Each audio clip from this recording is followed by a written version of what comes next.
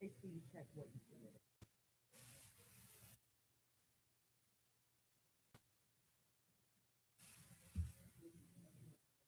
There may be more, but we're still trying to get.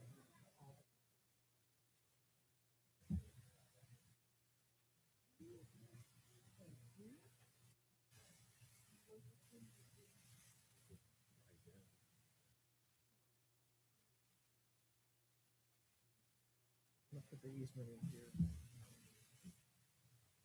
For the cedar. Then these guys sign it. I'll put the stickers that were on the other one. Okay.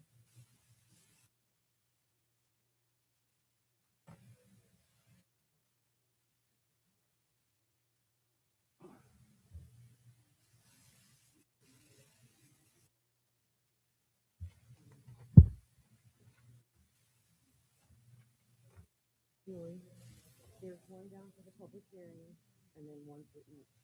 And like you said, sign in sheet.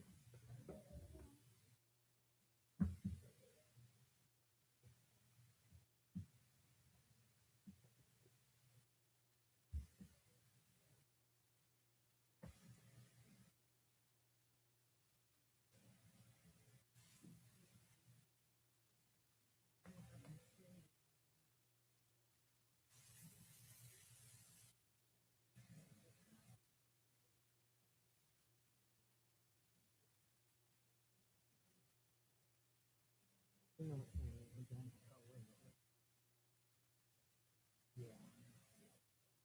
And if they somehow So we're gonna put that aside so it doesn't get accidentally signed. And then for the resident.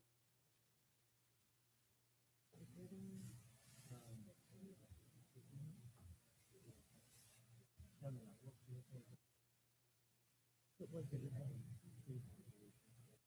it was on the resolution.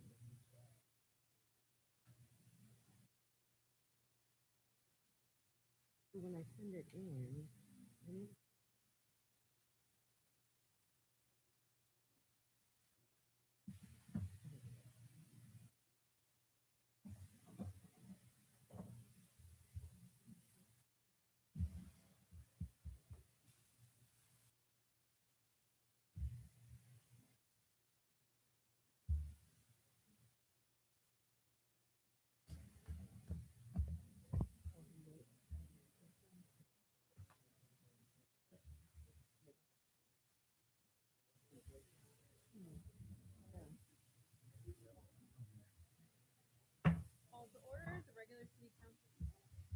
Call to order the regular city council meeting. Please rise for the Pledge of Allegiance. Attention, salute, pledge. I pledge allegiance to the flag of the United States of America and to the republic for which it stands, one nation, under God, indivisible, with liberty and justice for all. You may be seated.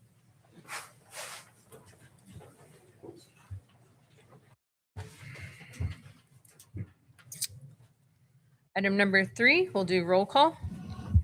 Naomi Hope, Here. Jeremy Barnett, Here. Daniel Beatty, Here. Donald Thief, Here.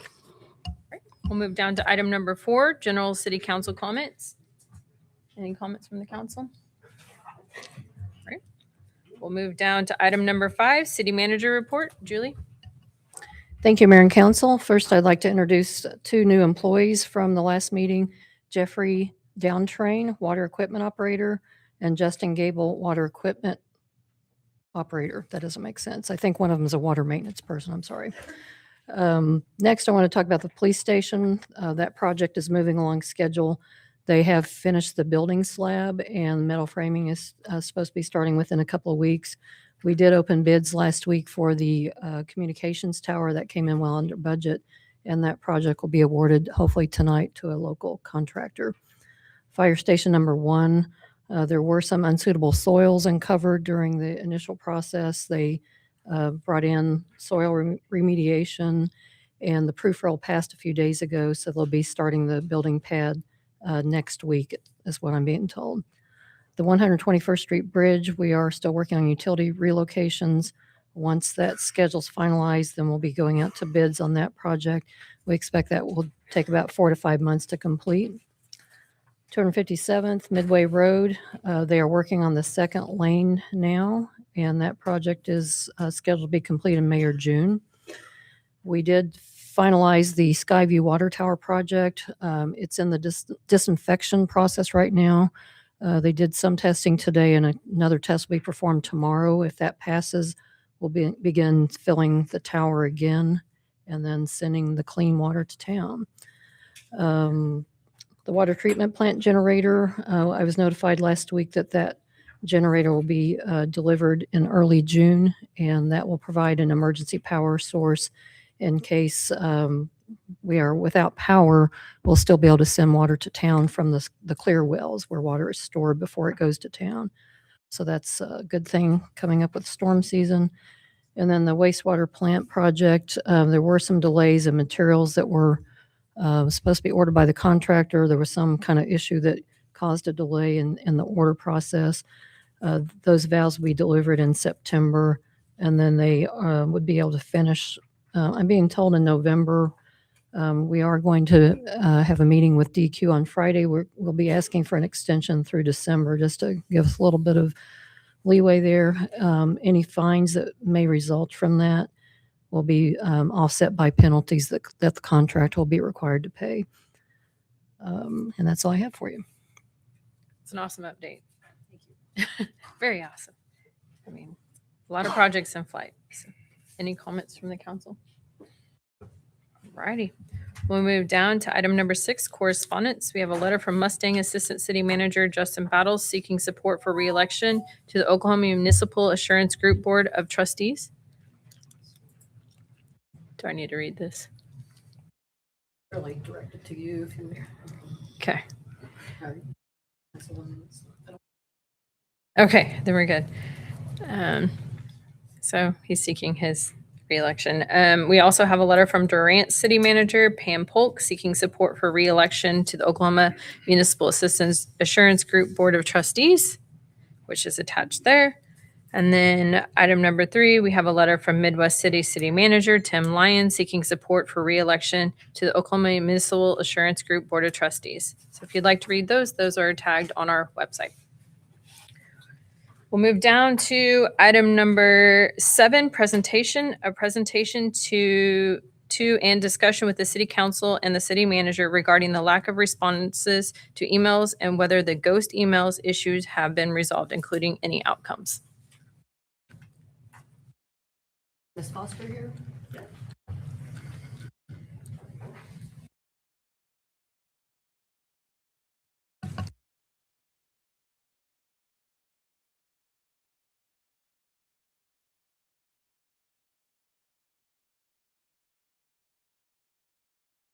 Red? Oh, now it's on. Okay. All right. I think communication is important to all of us, and for the city and the citizens, it actually has become more important. And we have had a lot of people send emails with no responses. And I don't know about everyone else, but if I didn't answer at my job, I know this is only a part-time job to you. However, I probably wouldn't have a job. And I know we don't always agree with everybody, but I did receive a response from one of my emails, and I did really appreciate it. He did not agree with me at all. However, he did explain himself, and it was good written and nice to hear back from somebody, even if it wasn't in agreement. And I think most people would feel the same way. So I think it's kind of rude and disrespectful not to answer any emails. And I know that, you think that some people have been mean. I think that kind of goes along with the what we have received from you all. So I hope it can improve. And it's just not a good look for our community. So this is all of our city, and we care about it. I know that there was a time when you were receiving some ghost emails. I'm not sure how that turned out. And I just would like to ask each of you to look at yourselves and make sure that you want to be on the city council and you care about your city and will speak to the citizens and not ignore us. That's about all I have to say, but I would like a discussion on this matter, and that was what I requested.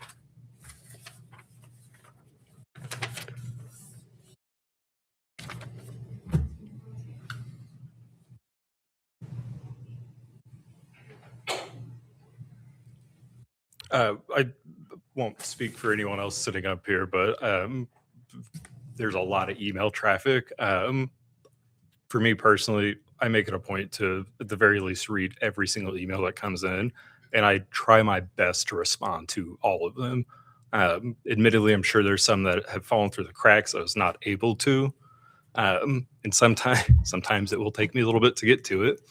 But I just want you to know that I really feel like most of us, at the very least, take it pretty seriously, and for the very, very least, read every single thing that comes in. Well, I understand that. However, I think there's one or two people who probably never wrote a response to anybody. And that's not okay. If you're going to be representing our city, we need to have talks. Yeah. I know that only 2 of the 4 of you, or 3 of the 4, 5 of you, 2 of the 4 that are still left. 2 of you that never responded to any communication I sent you. Well, it's an open discussion, right? I thought it was a discussion. If they want to speak, they need to come up to the podium. Okay. So if anybody wants to comment.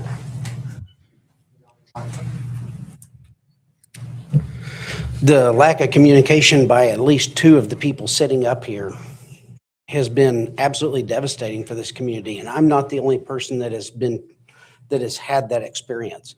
Every person in the community I've heard that I've talked to, there's 2 people specifically up here that never responded to a single person I've talked to, no matter who it was. And I think the 2 of y'all know who you are. Everybody else responded. Whether they were positive or not, didn't matter. Some of them, it was just, yeah, hey, thanks for sending me this. Thanks for your concern. I appreciate you sending this and I'll look it over. Like, that's pretty simple and easy to do. And 2 of y'all couldn't even give courtesy, dignity, or respect enough to the community to even respond with that. Well, I'm going to defend myself because I did respond to some. There were repetitive emails that were continuing to belittle and bash us as council members. And I don't have time to spend responding to that negativity. I was trying to learn about a data center and what the benefit was for our community. I'm sorry you feel, Miss Foster, I've responded to you. I have, yes, I can go into my emails. I will, we can look at it because I have. I did read all the emails, there were. But at this point, the data center is not happening. We can only move forward from this point, and I want the communication to be better. I think that it's a two-way street, definitely. And you know what? We did get a lot of emails coming in. There were a lot of emails that, coming in at 2, 3 o'clock in the morning. So we were inundated. But again, we were also trying to learn in the midst of this about a data center and the impact it was going to have our community.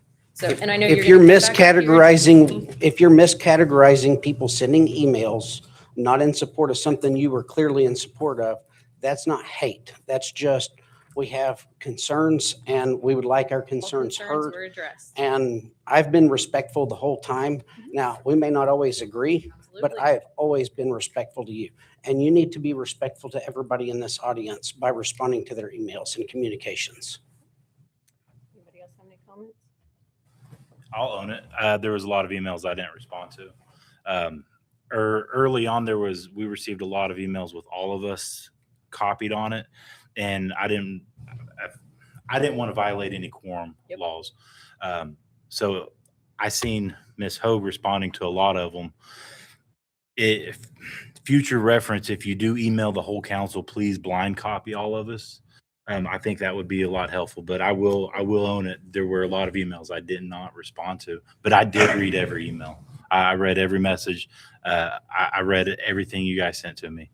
So I read everything too.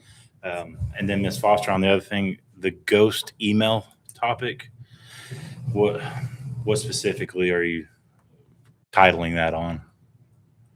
Well, that's what we heard from that some of those emails were ghost emails. For example, in support of the data center, talking about someone, those type of emails. Okay, on those emails, I would like to forward you to Chief Bell, anybody on that topic, because I have spoke with him about that issue. So at you this, never really got any answers either. it's in Chief Bell's hands at this Okay. moment. All right. Yeah, I just hope moving forward, everybody can be respectful. And, we care about this city too. So that is considered an open investigation right now, so we're not going to discuss that issue anymore as far as that goes. We are looking into that. We realize it. Believe it or not, Coweta is not the only place that is happening. Anywhere that you have anybody running for House or Senate, it's happening to them also. So we are looking into that, trying to figure out who actually started that process.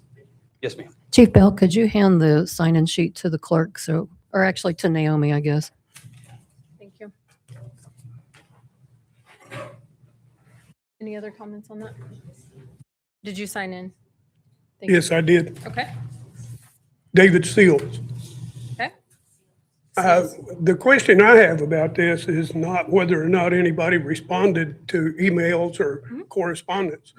My question is, do we have a policy that the city council responds to emails and correspondence? No, I don't believe we have a policy saying we're Why? required to respond to every email. Why do we not? Is this just an honor system and y'all can respond if you want to and ignore us if you choose?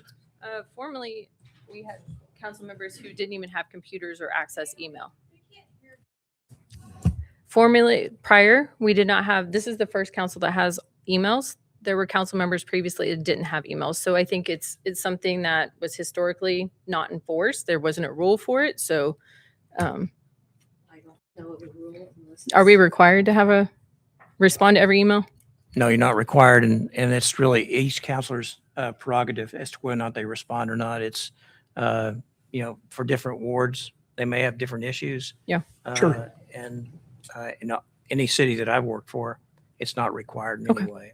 It's strictly your individual discretion, and if they don't like what the counselor's doing, they vote against them at the next election. Except for the ones that's been appointed, and then we can't do anything about them, which is half the people on this council. Right. So what do we do about that? You vote in the next election. Right. Okay, When their term is up, you can vote in Okay. the next election. so is it possible for the city council or somebody in the city to set up a situation to where we send all correspondence and emails to one particular group or leader of that particular assignment But then and that- have them respond? I think there's a quorum that comes into play with the quorum. Well, it certainly would be a concern because the counselors cannot decide or discuss an issue before the council if there's more than three of them, or if there's three of them. So they will, that's why we blind copy them so they don't accidentally respond to everybody and start a discussion amongst them. And that's why we encourage any citizen to blind copy them so they don't inadvertently violate the Open Meeting Act. As far as whether or not you send one email to one person, I guess there's no clearinghouse for that. And I don't know how that system would be set up. Yeah, that's what I'm trying to say is, shouldn't we have some way to correspond with the city council as a whole? I don't want to respond to an individual, okay? I want to respond to the entire city council and have somebody respond back. If I try to talk to somebody on the council, I have to sign in, I have to attend a meeting in a month. If I want something done right away, I'm at the mercy of whether or not they do or don't want to respond. That's true. And I have no recourse of anything other than wait until next election year to vote them out. Yes, sir. And I don't know whether they actually got the email or they ignored it or what's going on. So if we've got a system set up to where all emails come to one place, one entity, and they're in charge of getting the answers from whoever, is that possible? Is that something that we can can vote on or do whatever, get it organized and get something like that in place. That way we don't have all this confusion. I think, yeah, I don't, we'll have to take it away, but I don't think there's a possibility for that. But if there's something you need taken care of immediately, you can always call down to City Hall. And you can talk to the clerk, you can talk to anybody. And if you need to get a hold of one of us immediately, they reach out to us and let us know and give your contact information. Okay, but can we still look into this and try to get something set up? Yeah, I don't know if we legally can. So we'll have to take it away and So can we get that on the agenda to discuss it? sure. I mean, Patrick, You can put anything on the agenda and discuss Okay, it. so let's do that. Let's discuss. Sorry, there's an agenda form on the website, or we can give you and fill out for the agenda request. Okay, let's we- try to simplify this as much as we can.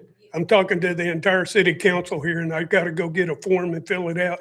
for the agenda, yes, you do. Okay, I'll do that. Thank you. The loss, unfortunately. Thank you. All right, we'll move down to item number 8, consent items.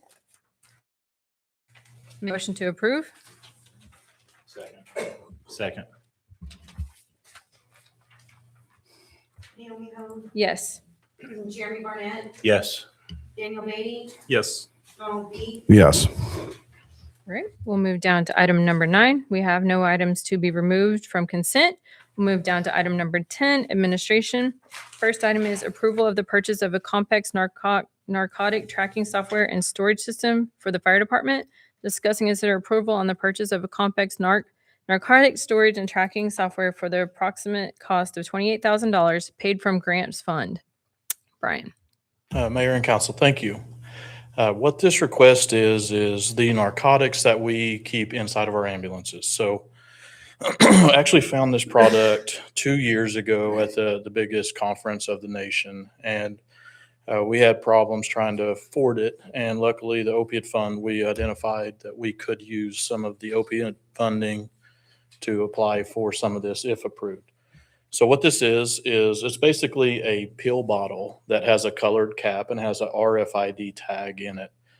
And whenever you get a narcotic in a little vial, you put the narcotic inside this vial or medicine tube. It's color coded. And whenever it snaps, it seals. Now, you can still break it and get it out, but it's still locked inside of a double steel container. It's still in a vault. The thing is for this is with our ambulances, we have 4 ambulances, and ambulances are very difficult to keep running. So whenever we have one breakdown or one needs to be serviced for maintenance or whatever it may be, we always take narcotics out of them. The software that we're using right now, it's still an electronic field, but we have to log in, look up the tag number, make sure that those vials are there, and then we have to manually enter them, like type in the numbers. And we're human, so we have made mistakes that have cost me plenty of time to try to go back and figure it out. So with this product, you basically take it out, put in a new one, it automatically registers it. The only human part for us is we go in and visually make sure it's there. All right, so this is a product that has been well established within the United States, large areas. Broken Arrow Fire currently uses it. They beat me to it on this. It is a software that will make the accountability side when the OBN inspects us, we'll be able to run a report and say, what vial do you want to know? Here you go. Because currently, if we get new narcotics in, I get a label maker, I print a unique identifier like FE105. I tape it to the vial and I put it in you can see how this isn't the best system. It works, but it just isn't the best for us. We're not a little city anymore. This is the future. And I would love to be able to spend this funding to purchase this to make the accountability easier for us and just more beneficial and mainstream it for all of us.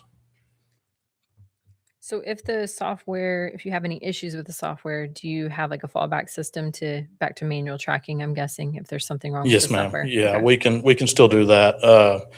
Even if let's just say we go black and everything goes out, we still have an actual paper folder that we could still log that.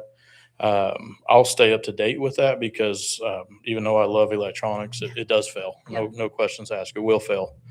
But as long as we can keep track, as long as I know my last known perfect time is and when I know what is what. So as long as that's there, this would expedite us like crazy. Does it hinder any of like treating the patients or anything? No, ma'am. I say that, but I don't believe so because right now they don't have to take it out of it like a pill bottle or something similar.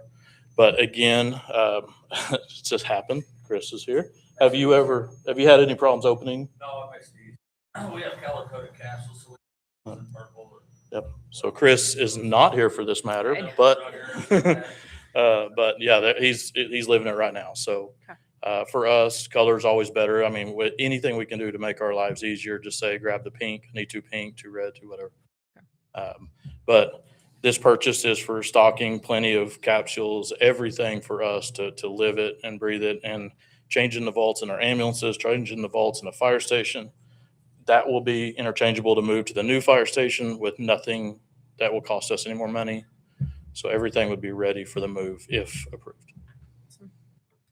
Is there any like reoccurring cost associated with it? No, not that I'm aware of. The salesman, whenever we were talking about it, it's a software that we purchased, and if there is, I will let Julie know. But whenever we were doing all this, it's a one-time fee, and then it just keeps the software up and running. So we're still going to have to buy the capsules and other items from them. So I don't know if it's incorporated into that, but the quote doesn't have anything on that. Will there be like a training opportunity for staff? Do they have to be trained on how to use this? Yes, ma'am. Yeah, we would have to come in and we would, before it all goes live, before the big transition, they would do a remote. So it would be a Zoom meeting. We'd probably do it in here on that ginormous TV over there. So we would come in and make sure that we're all 100%. And the paramedics will be the ones using this, but as far as everyone else on the ambulances, they don't have access to the vault. But whenever the vault's out, paramedic sets it down. We're all in control of making sure it's all counted and safety and everything else because we don't want them all left out or anything. What's the lifespan of the software program? I found it 2 years ago and it would have been out maybe 5, 6, 7 years, and it's nationwide now. So I don't know about the span of the software because it does reoccurring updates as it comes out from what I've been told, but I don't know. I mean, I hate to say it, but all software eventually gets bought out. And Ms. Julie taught me that, and she's so right. I hate that, but when it gets bought out, and hopefully it doesn't change, but to my knowledge, if it does get bought out or whatever it does or needs updates, it's all part of the system or the same vault and everything on the access side. Was there any recurring fees for like software upgrades or? Not to my knowledge, but again, if I am approved and I can do this, I will be more than happy to share this with everything because this is the quote. This is everything that I can do to make sure that this cost was everything all together. My next question was going to be, is there going to need to be a special server or anything to house that information? No. It's all software based. It's in the cloud. So as long as we can still access that, and the only admins would be me and the EMS chief. So only us would be able to see it. Okay. Any other questions from the council? Make a motion to approve. Mayor, I'd Yes, ask sir. that as part of this motion to approve, also include waiver of competitive bidding based on the fact that it's a sole source. Patrick, thank you for bringing that up. And may I speak on that real quick? Yeah, go ahead. So this product, there's competitors out there that do tracking. Like our software that we use tracks the vial. I got to manually enter it.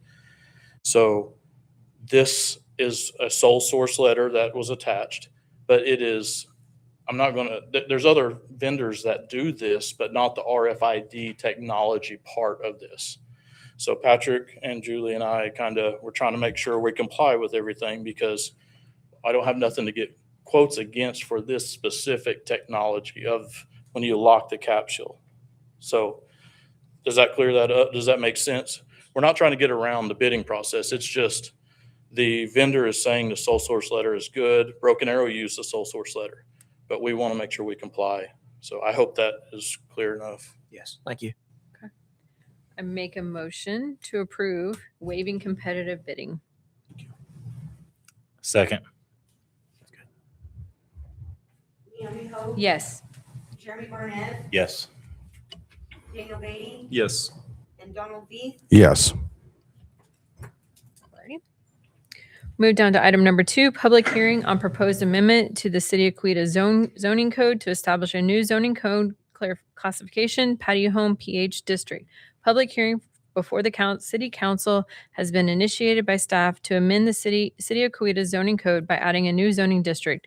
A patio home PH district is a residential district designed as a development of small lot, single-family detached residents that support low maintenance lifestyles and attainable housing options. The district allows compact building footprints, smaller yards, and efficient land use while maintaining compatibility with the surrounding residential areas. Jessica, Mayor, we'd ask if there'd be a motion to open public hearing. make a motion to open public hearing. Second. Naomi Hope. Yes. Jeremy Barnett. Yes. Donald Meade, Yes. Daniel Beatty, Yes. Looks like Jimmy Rothrock. Do we need Jessica to come read first, or? I've read this proposal Yep. and honestly, this looks to me like basically like the canary in the coal mine. So the resources and infrastructure in this city are already stretched very, very thin, whether it's fire resources and having enough personnel and equipment at the fire department, whether it's police officers and equipment on the streets for that, ambulances and water infrastructure. This does not add to the tax base of the city because the city does not get ad valorem taxes. This does not add to the tax base of the city. But I see this putting a significant burden on what the finite resources of infrastructure that the city already currently has that are already overburdened. So where is the income from a project like this going to come from to pay for the improvements in infrastructure that this would require? And with the homes being as close together as are proposed on this, that creates a very significant risk for multiple fires to spread from structure to structure to structure to structure in high wind conditions. So very tiny, narrow streets that already only exist with only 2 parking spots, that is like a recipe for a really, really big problem for egress and egress for emergency vehicles and for a major catastrophe in this city, in my opinion, without the funds coming in to offset the infrastructure improvement needs that we would need for this. Thank you, Jimmy. I think Jessica might be able to. You're done. You can go. So what this is a patio home zoning. It's limited to the original town site of Coweta. And we have a lot of existing lots that are less than our minimum standard. This would allow residents to build on those. These are detached structures. They're not townhome styles. This will allow for newly couples to come in and enter the housing market, retired couples that want to size down, or people that just want a lower maintenance lifestyle. So everything is set up still with the residential standards that we currently have, just on a smaller lot. Our current minimum lot is 50, and this just allows for a 40-foot frontage. It does not lessen the street right away. It does not lessen utility requirements. Everything for drainage and utility, everything has to meet our current engineering standards. So the main thing this does is it lowers the lot width and lot size to allow for these to be built. Currently, with our residential zoning, you can already build a 500 square foot house on these. So this limits to 1,200 square feet per story, so we're not overstepping our footprint of width. So drainage is required to engineering standards for the city. Into Coweta Creek. It just, Hey, Brian, I have a question for you. Can you come forward? Is there any concern from emergency response perspective? So For the comment on the multiple houses in a row, all I can say is that we would rely solely on the International Fire Code and International Building Code to build it to what is acceptable. Yes, I agree with you. Wind and fire, or wind and fire is not a great thing. It never is for wildland urban interface, which is the houses on large tract of land with field and hay and everything else.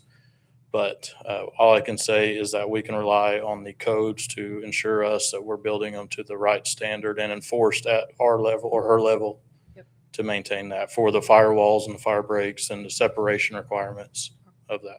And these will be standalone, correct? Thank you. Patty. Yes, they're all detached. What about non-flammable materials on the outside of the home?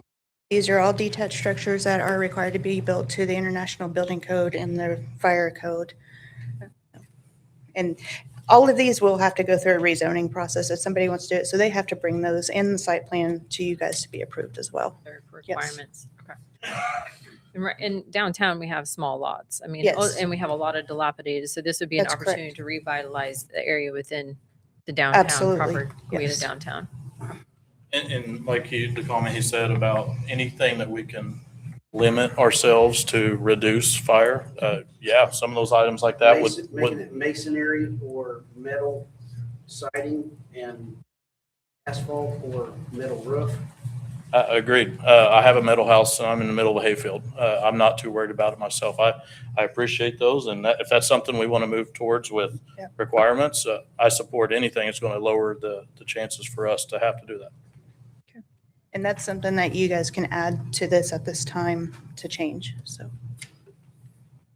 Where are these? It can be anywhere within the, Anywhere. The original town site of Coweta. There's a limited boundary. Just to be clear, this does not create any zoning district in the city. It only defines an area where if somebody wants to change their zoning for this, then they can apply like any other zoning application. So it's not anywhere that specific that's going to occur. It gives the property owner the possibility of doing this if they comply with the code. This just provides the standards for that creation of those districts if there's an application for rezoning. What is most of that area is that currently zoned RS3?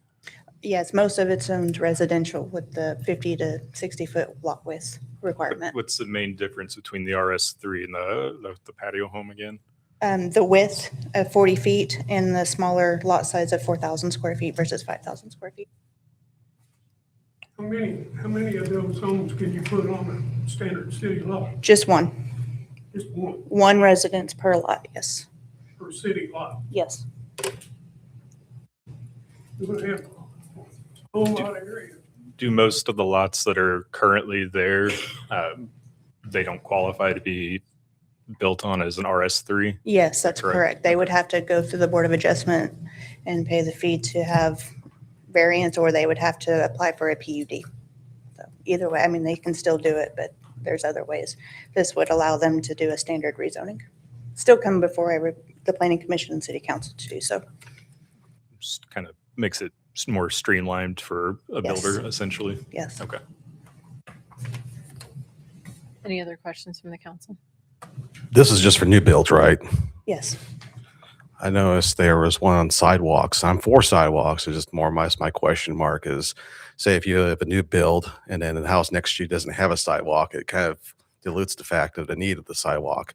I see that on my street right now. Is Yes, and that some of those can be, like, they would have to go through a variance process to get that. and then my other question would be mentioned about the downtown area. Would this take away the potential of any potential businesses that come downtown? No, this does not interfere with commercial zoning whatsoever. And if we're through it, there should be a motion to close public hearing. How do you know that we're through? I mean, isn't this a public hearing? I said that if we're through, if there's no other public comment, then I'm sorry. the council should close the public hearing and then they can make a decision on the ordinance. Okay. I'm not stopping anybody. No, I understand. We I can't just, hear. I misunderstood. I can't hardly hear anything. I'm with you. All right, so I do have a comment. This town is growing at an enormous rate. I think everybody here knows that. I don't think anybody here is 100% against it. But I don't think that we need to be talking about building new stuff and cramming things into places that it shouldn't be when we don't have the infrastructure to take care of what we've got right now. Why is nobody on this city council talking about, let's do something about infrastructure, streets, 121st Street Bridge? Y'all are working on that now. How long has it been broke? How many years? Huh? Sorry, I think about a year and a half. Yeah, and it's been down for the last 20 years, off and on, flooded out or something. Well, we're constructing it to modern standards now, so hopefully that will last a good long time. Yes, and I understand that. But what I'm saying is that's one of 100 bridges in this town. There's a bridge right behind Brahms that y'all spent a ton of money on, last year, trying to rebuild it, and it was a death trap. There's one on 141st Street headed towards Ben Lumpkin Road. That's a wooden bridge.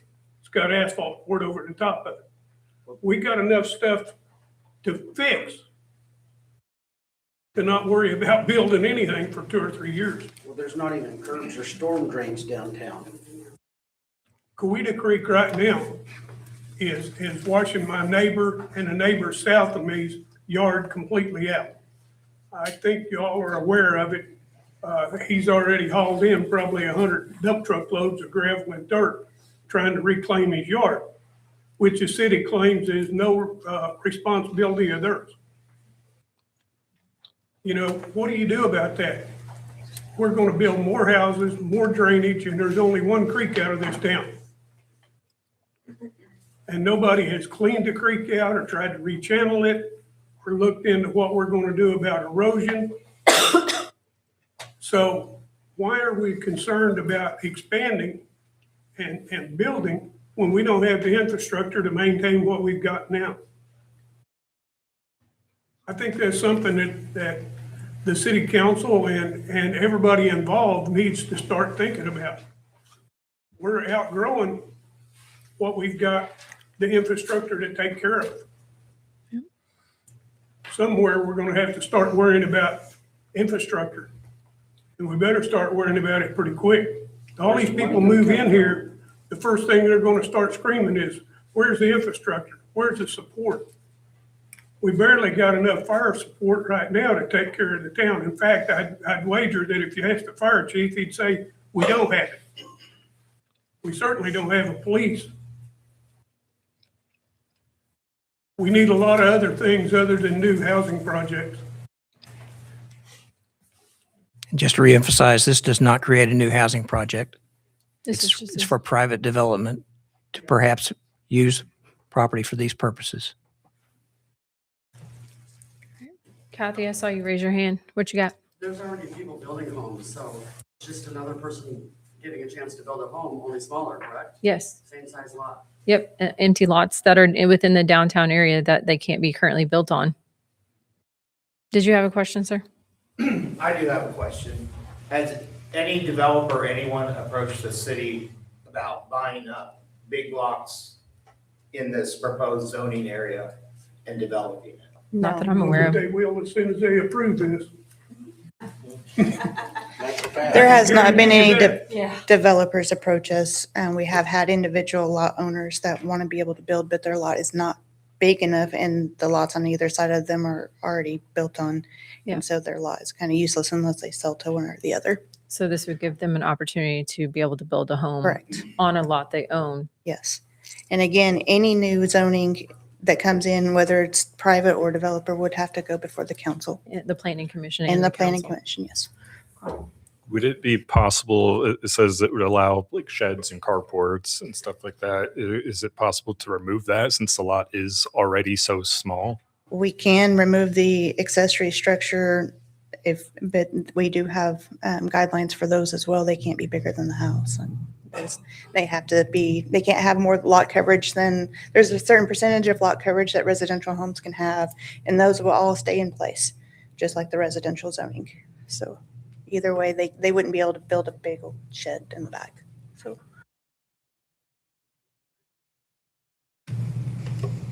Any other questions from the council?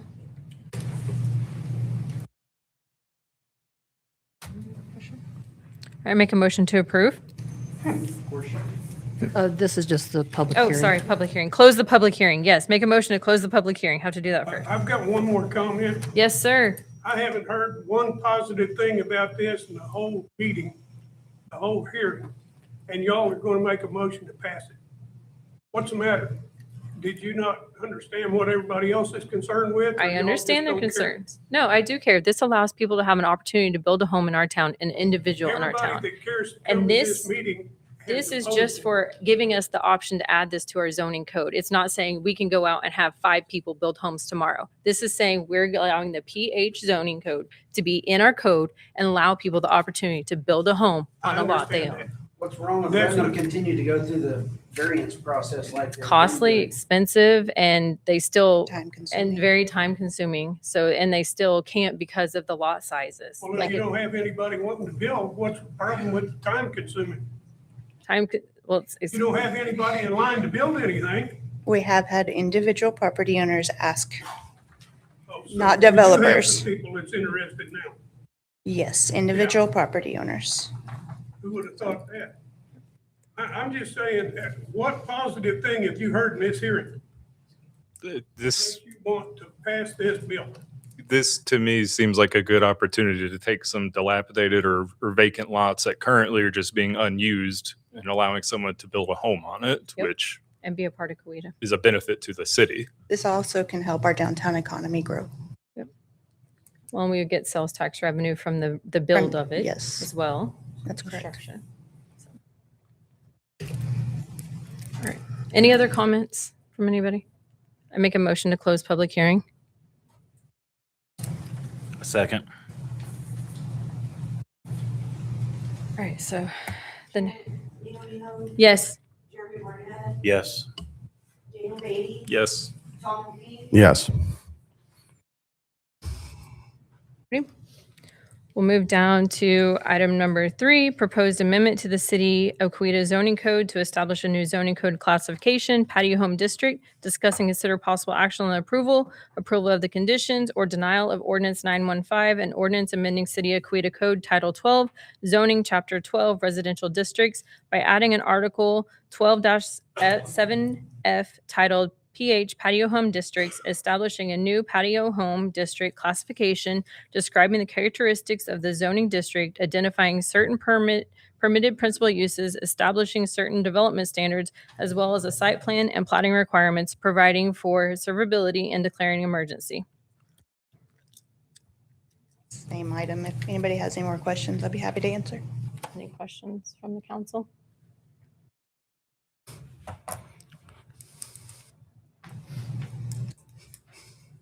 I do think a few things probably need to get cleaned up before it gets passed. What do you got? Well, mostly you already mentioned about the sheds and everything like that. The same thing with, I think, just more fact gathering and everything like that, just before we just make a rash shit, like a kind of make a judgment call on this. I don't know, just spitballing and speaking to the group. I mean, it really depends on the home, like on the shed or garage How big the home, aspect how of big it. the lot is, yes. So that really is like the variability of that. That's already in our residential standard code. Fire retardant materials clause in there, that everything has to be built either masonry or metal or asphalt roof, like But- fire retardant, so that we don't have a big wildfire that spreads and wipes out all of downtown. You're essentially asking for the whole district to be WUI compliant, correct? Like wildland, wildfire, urban interface? On any new structure, yes. I mean, it has to be up to the code, the It has to be, international. yes, it has to be built to the International Building Code and We the fire can't hear codes. you. Yep. Yes, it has to be built to the International Building Code and the fire codes. But you could put a stipulation in there that it had to be masonry or metal structure. It's very easy to do. I've seen it done in a lot of neighborhoods and PUD that nature. That can be a stipulation. Unflammable siding. That can be added. That's up to you guys.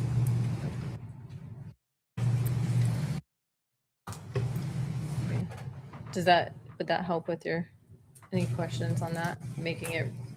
But then we'd have to go into the discussion of what percentage of masonry we would require. That's correct. What is the standard, what we have for our residential? Like, wouldn't it follow that from a masonry perspective? don't have a Okay. I know masonry each development standard. does, Yeah, when we do larger developments. Like the PUDs, those do. Yeah. But the current residential does not have a set percentage, no. Okay. And even in our code, we don't have, like, just for the zoning code, we don't have any requirements like that That's in correct. here. So it comes from when we're in the planning into the PUDs, when we get into those stipulations on the, so building. ultimately for this, it's just allowing the patio home to be a zoning code.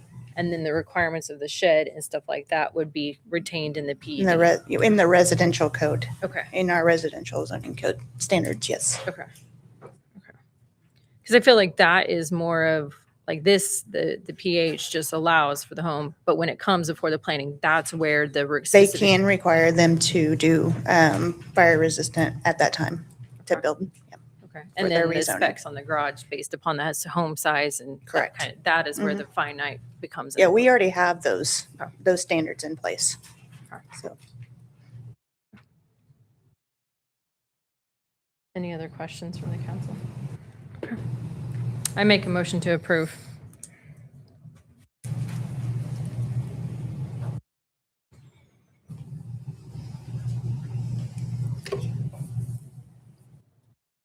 Are we making the motion with those changes in mind? So those would be within the planning and the PUD when the individual comes forward. So I do want to clarify that PUD is not required for these. Okay. That's why Oh, they're this, not required. no, a PUD is a zoning in itself. Yep. This is a zoning in itself being added to our code. So a PUD would not be required for this. So with, anybody have a motion for the restrictions on what you think from a masonry, roof, fire restriction? During the rezoning hearing, depending on, you can look at them case by case basis. If the houses are next to each other, you can require a certain percentage to be fire resistant at that time. If you would like to, in order to approve that housing, we would then make them build it to that code, to that stipulation to their rezoning. So. Now, These if you. houses are gonna be 10 feet apart. Yes, they can be 10 feet apart. However, if they are abutting another zoning that has a 10-foot, then they would be 15, 20 feet, depending on what the neighbors already have. So So, it really depends. And it's already established areas, so. correct. The So- new developments, we have that ability to change that up and Yes. requirement to require more space. So,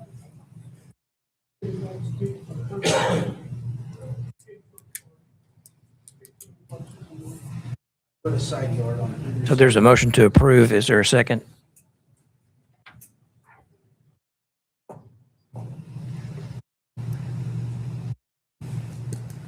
Motion dies for lack of a second. I would think, Mayor, I don't want to, You're this good. is something you do. But is there another motion perhaps to continue this matter to another date or table it so other considerations can be made regarding whatever has been brought up here today?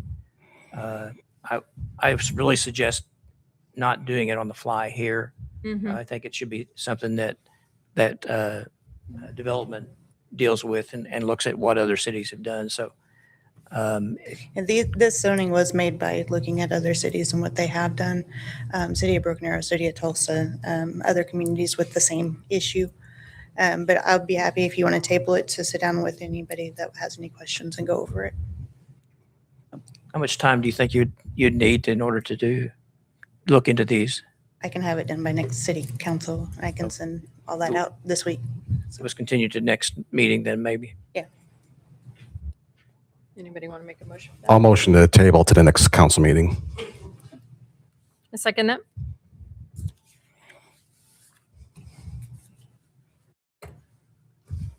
Donald Keith, Yes. Naomi Hope, Yes.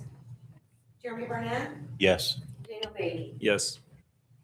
The next item's mine too. Oh, so the I'll next stay- item's Yep, yours, okay. I'll stay here. Item number 4, discuss and consider approval of the purchase of a 2026 Chevrolet Silverado 1500 Crew Cab truck for the use of the Community Development Department in the amount of $44,070.40 from Carter Chevrolet.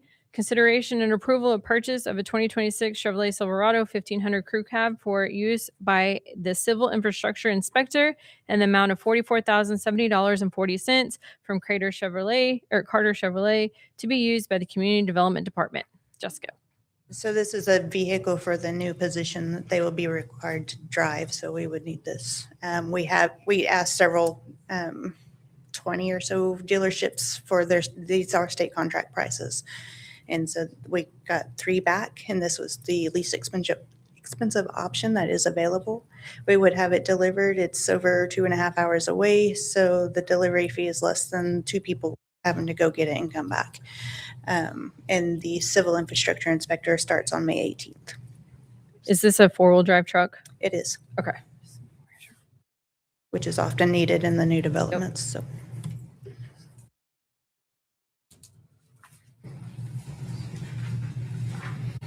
Any questions from the council on the purchase of this truck? Make a motion to approve. Second. I signed up the question. Oh. This is now proper. Oh, sorry. I didn't see this on here. Yeah, sure. Joe, would you like to come forward, please? Sorry. So the reason I'm up here is because the agenda was not available all day. I could not look at any of this information regarding the truck. Okay. So I don't know if there's an explanation for that or not. But I'm just curious, what process do we go through when we match up vehicles to job descriptions? And this makes sense now that I know it's a civil engineer. Because for all I knew, it was the community development director's vehicle.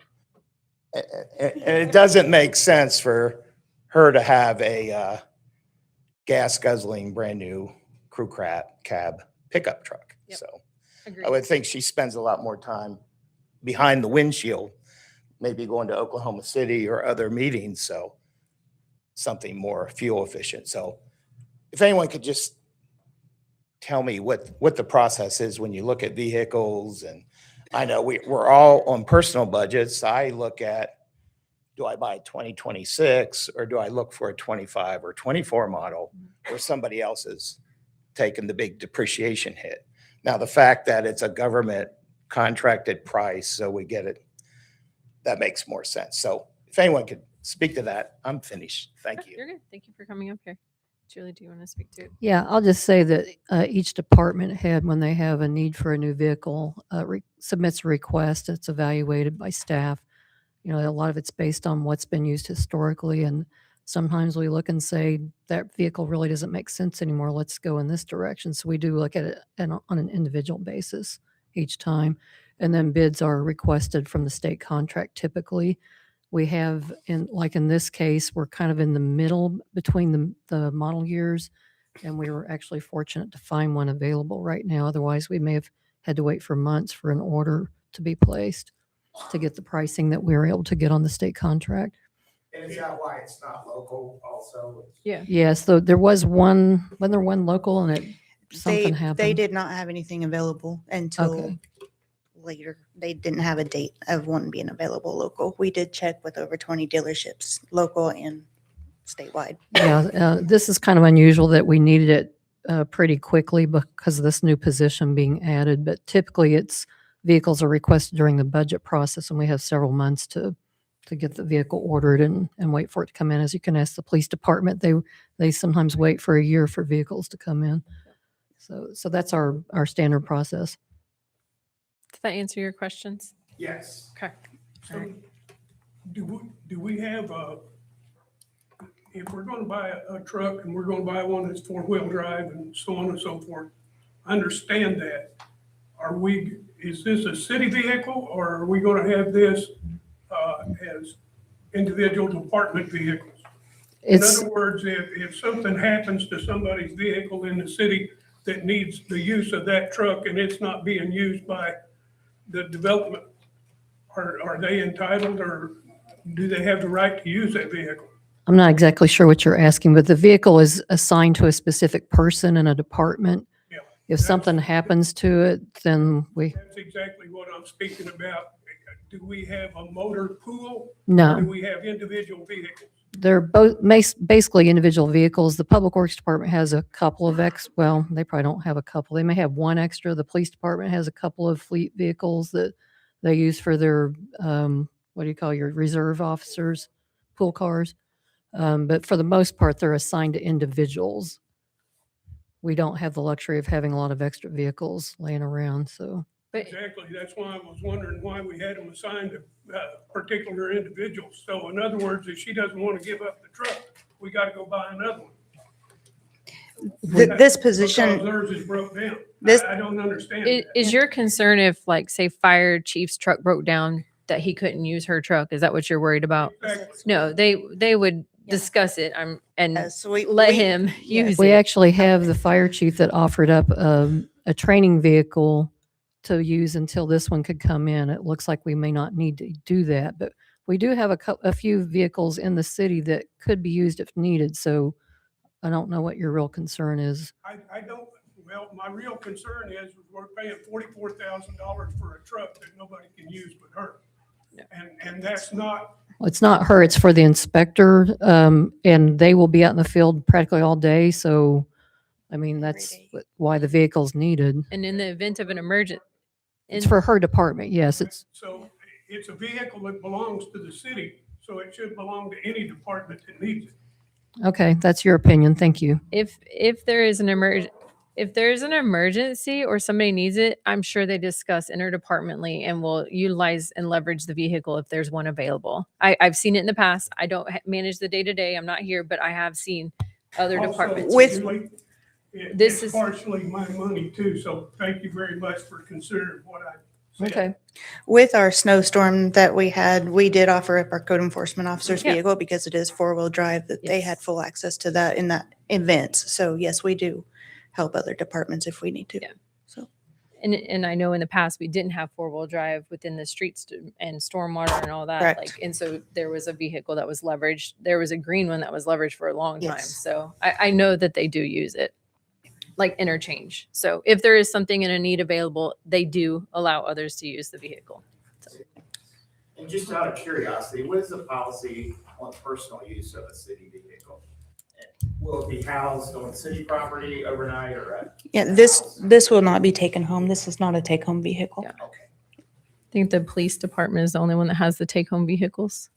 We do have a few Figured. department heads that respond to outside hour emergencies that have take-home vehicles, but it's very few. Like Brian has one and Edgar has one. So department heads. Emergency, yeah, emergency Because they are personnel. on call basically 24 hours a day. So any questions? Any additional comments? Yes, ma'am. This is for the inspector, Yes. and why do we need a crew cab? Civil engineer. This is for the civil infrastructure inspector, so he's gonna go out and inspect all the new developments with stormwater and mud and before all the streets and stuff are put in, whenever the utilities are going in. That's why it needs to be four-wheel drive, so we don't get stuck.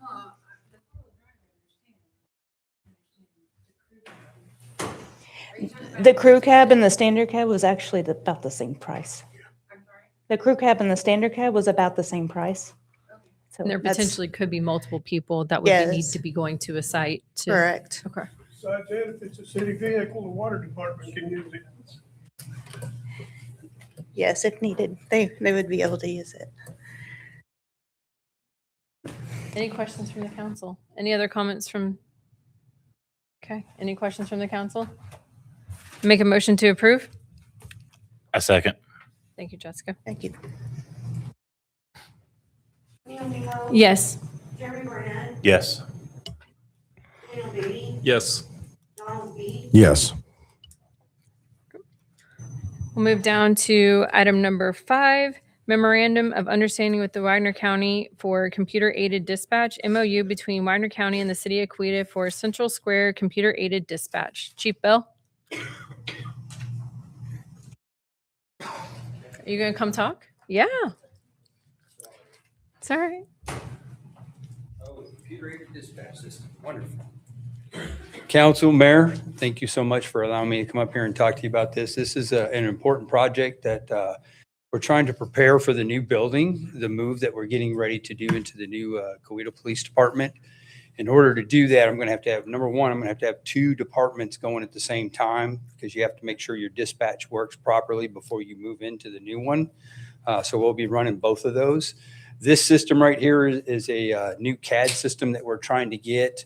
As you know, we came in here a couple months ago, or a couple years ago, actually, to the Interpol system, about $107,000. We thought that was the greatest system to come along, and then end up finding out that it was actually a lemon. We really did do our research on it. The problem was the people that we went to, the cities that we went and did a tour with, actually did not tell us the truth. We didn't find that out until after the fact. So I apologize to everybody, including the citizens of Coweta. This one here, we're actually going in with the county. It's called the Central Square system that we're trying to put in. And it's the same one that Broken Arrow has right now and is using. So it will allow us with the fire department to connect with Broken Arrow and get that information sent to them when there's a fire response. So it has the unified part of this project also. So with this CAD system, it will hook up to the new NG 911 system, which is the new 911 system that we're going to have to go to. With the old building, everything is copper right now. We're looking at going fiber.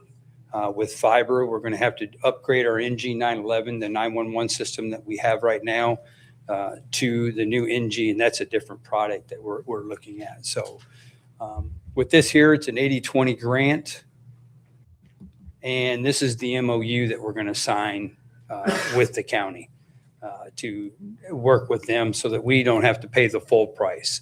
As you can see up here, it's $72,563 with the 80-20 grant. You're looking at right around $14,000 is what we'll end up on the grant side of it. And the state funding, state funding will be $58,000 to us. Is Wagner, do we have to pay anything to Wagner? Wagner have to pay anything to us? Like, So I'm what's just- going to happen is Wagner's going to pay the full amount, and then Okay. this is what we'll pay to Wagner. Okay, because they're getting the grant, Okay. the 80-20 grant. They'll get the whole thing. This is the agreement that we're going to make. The MOU is going to say, here's what Coweta owes Yep. Wagner County. Okay. Is it going to be paid out at a full amount, or Mm-hmm. are we going to make payments to them? On this one right here, it'd be the full amount, Okay. just to get the CAD started. And then I want to say that there's a yearly cost that's going to go with this, and it's right around $22,000 a year, I believe, is what the yearly maintenance fee will be on this CAD, which is about what we're paying now. I'm assuming we have a fallback plan if they fail to hold up their end of the bargain and Yes, ma'am. implement this system. Yes, Okay. ma'am. We've been talking with the state. We can actually do our own grant at that time if we decide to do Okay. so. So if they fall through, then we could. Okay. Yes, ma'am. Just my concern there. Yes, ma'am.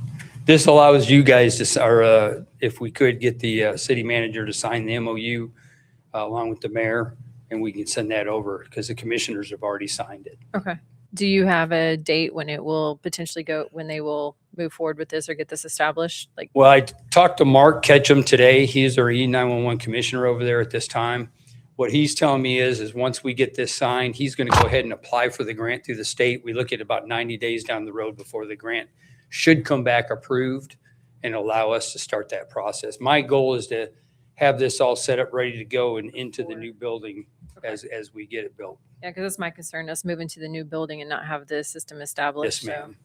I'm kind of freaking out on that too right now. I Yeah. need to make sure we get this done. Because the building is moving along and they said a year. So, It's coming along very quickly.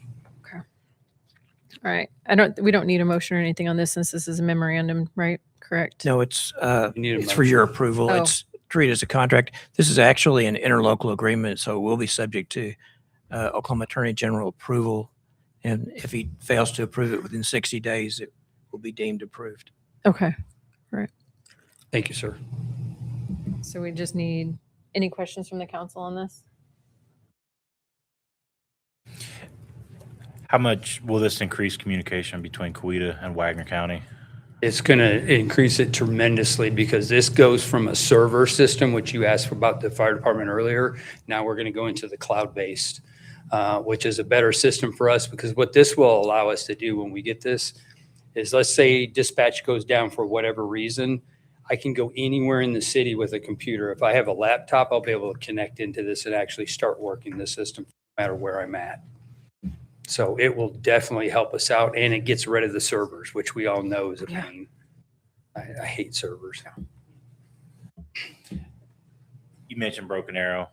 If Wagner Police Department jumps on with the same program, will communication improve between us So- and them?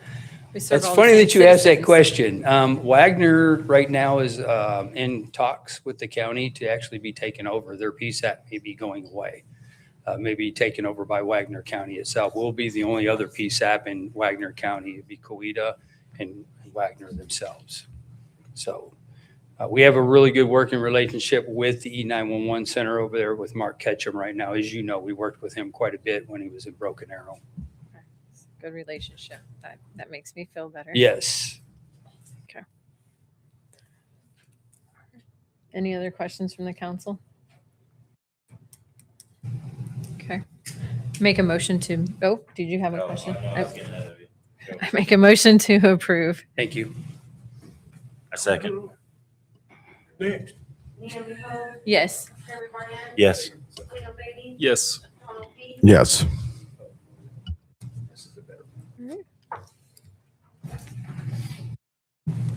Okay. Again, thank you. I'm really more excited about this one. So our consoles. I got to read it first. Go ahead. You're super excited. Really excited about this one, though. I'm like, wait a minute, what is he doing here? All right, item number 6, approval to apply for state grant funding for dispatch radio console replacement. Discuss and consider approval for the city of Coweta, or the Coweta Police Department, to submit a grant application to fund the replacement of dispatch radio consoles. Chief Bell. Thank you. Continue Sorry the about excitement. that. I know people are going to look at this and they're going to say that's a lot of money. And it's true. It is a lot of money. But these are the main radios that we use 24/7, 365 days a year. We replaced these. Mr. Emery probably remembers, because I think you were here at the time when we replaced this system back in, I want to say 2017 is when we did it. It cost about $196,000. It's still under an 80-20 grant. We're asking for 3 consoles this time instead of the 2 that we got earlier. This will allow us to have 3 desks inside of our new dispatch center, which will allow us to later on down the road when we get in manning, hopefully we can go up to 2 dispatchers at a time working in dispatch and allow a training desk to also be in there. So if the state is willing to come up with the big portion of this to 80%, this is the time to do this. The old consoles are coming to end of life, by the way. What that means to us is once it hits end of life, you can't buy parts from the company anymore. You literally got to call around to other departments that have Motorola radios and ask them if they've got parts laying around. We do not want to be in that boat. So. And this will be coming from the E911 funds that we get from the state. Okay. Any questions from the council? What's the general lifespan of one of these? So these radios last about 10 years with the software upgrades and everything that is included with it. They last about 10 years. And then, like I said, they never get turned off. No. So they're on 7 days a week, 365 days a year. That's a lot of use out of these radios. And it is one of the most important tools that we use because that's how we communicate inside the city during an emergency. That's $900,000 for 3 radios? For 3 radios. Yeah. Wrong business. Yeah. Yeah. An ambulance is like $500,000. So Yeah. We don't spend money like this often at the police department, but this is one of the most important things that I have. I've got to do it. how do other local areas have the same system? Yes, ma'am. Okay. Just Yes, making ma'am. sure. And Yep. parts are readily available, support is available. For this, Yeah. yes. Motorola will give us a warranty on these Okay. type of radios. I know we've had to consoles. buy some stuff in the past for them. So Yes, ma'am. any questions? Any more questions from the council? What's the warranty on those things? They'll cover everything on a certain fee, like 10 to 15,000, yeah, maintenance fee, and then they cover anything that goes wrong, they include software. The software is the important part on this, by the way, because that's what changes quite a bit. We don't want to have to pay it first. And not a server either. Right. Yeah. Cloud-based. Yes, ma'am. Any other question? Make a motion to approve? Second. Naomi Hope, Yes. Jeremy Barnett, Yes. Daniel Beatty, Yes. Donald Dean, Yes. Move down to item number 7, fiscal year 2024-25 audited financial report and operating report. Presentation on the annual audited financial report and operating report for the fiscal year ending June 30th, 2025 for discussion and possible action to acknowledge the receipt thereof. McKay. Oh, nope, you are not McKay. Hi, I'm Kirk Vanderslice with Hinkle and Company, here to present the 2025 audited financial statements. Awesome. I'm a partner with the firm, and we conducted our audit in accordance with generally accepted auditing standards. I always like to remind that management's responsible for the financial statements. Our job is to express an opinion on those financial statements. And happy to report that we have a clean, unmodified opinion on the financial statements themselves. We also have a clean opinion on internal controls with no deficiencies noted. We also have a clean opinion on compliance with federal programs with no deficiencies noted. This year, due to the E911 sewer waste grant, we tested that as a major program and had no exceptions with our testing. Then management provided us supporting documentation for everything that we requested in that. So really a clean audit overall from management. Had no disagreements or no difficulties encountered during the course of the audit. Again, they provided us supporting documentation for all our testing that we did. The numbers themselves, the city did have an increase in net position of overall government-wide of $6.4 million this year.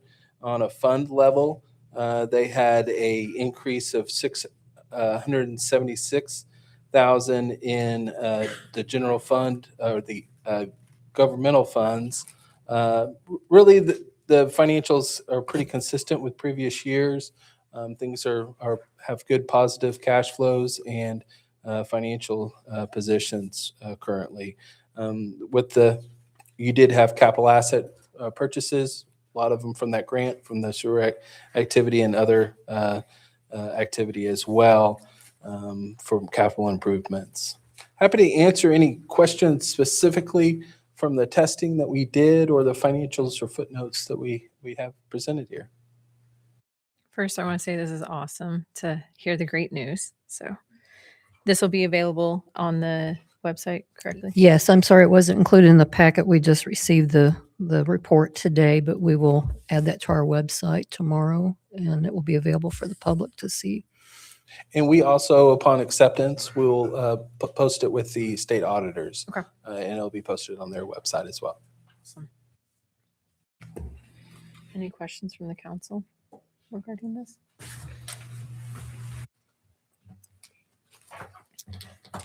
And this is your first year doing it. It is our first year, yes.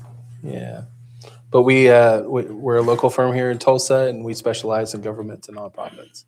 So do a number of cities around the state. Okay. All right. Any questions? All right. I make a motion to approve. Second. Naomi Hope, Yes. Jeremy Barnett, Yes.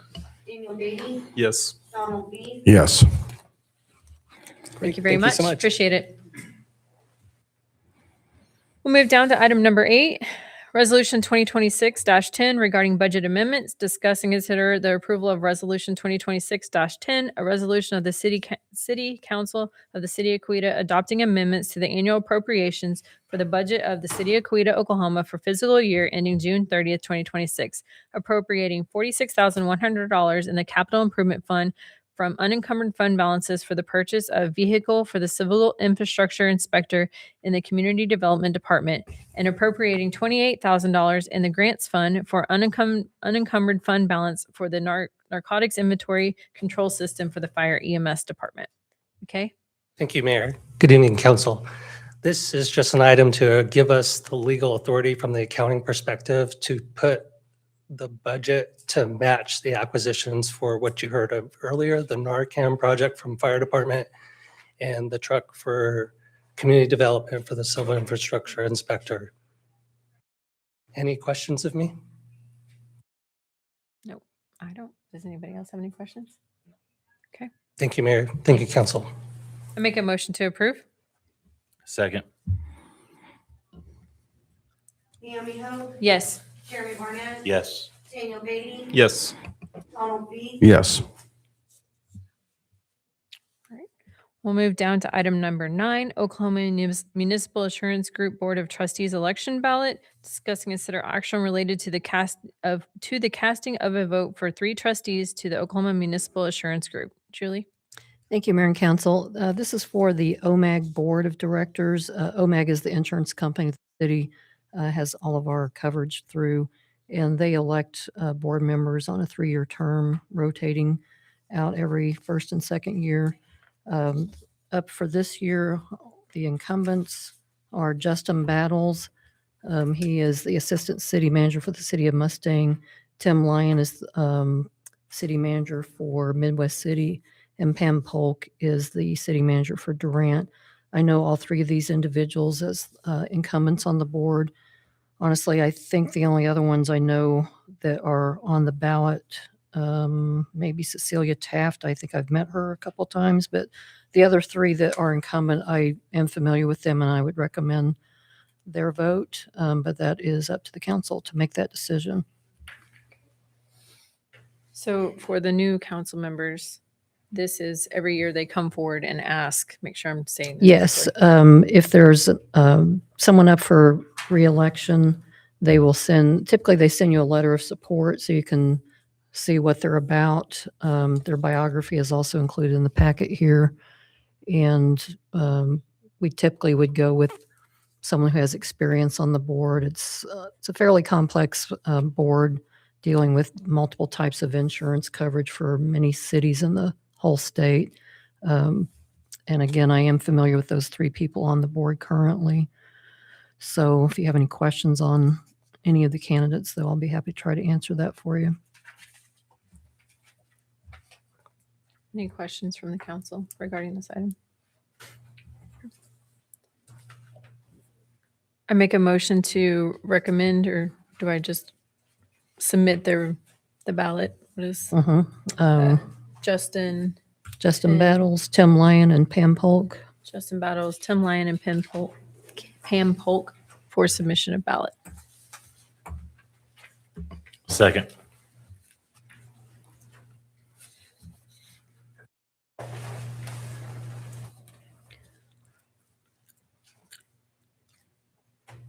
Naomi Hope, Yes. Jeremy Barnett, Yes. Daniel Beatty, Yes. Donald Beast, Yes.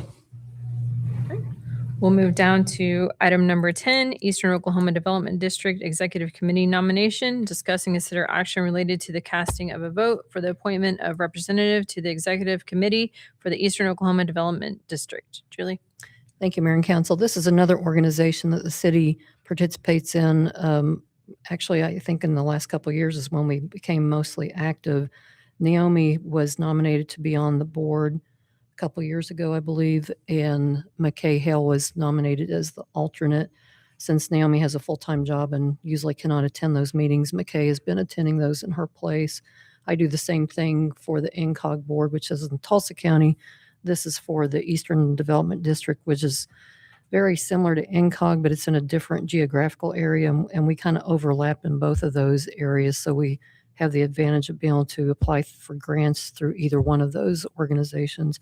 But they do have an executive committee, as does INCOG, and they work very similar to each other. But the executive committee for the EODD is up for renewal, and they are asking that we nominate one person to attend the executive committee meetings. And the options are Tim Kelly, who's with Wagner County, obviously. Dalton Self is the mayor of Wagner. And the third option is Naomi Hogue is mayor of Coweta. So if we select Naomi as the representative, it goes to, they pool all the votes together from all the different areas, and whoever has the most votes is then on that executive committee. We're also able to nominate McKay Hale as an alternate. If Naomi was to win, then McKay could also attend in her place. So I would recommend nominating Naomi. She was gracious enough to say, yeah, I could maybe do it sometimes, but for the most part, it's probably going to be McKay representing if we get the number of votes needed. And the purpose of this committee is basically to make recommendations to the complete board for grant approvals and things like that. So obviously it would be to our advantage to have a representative on that committee.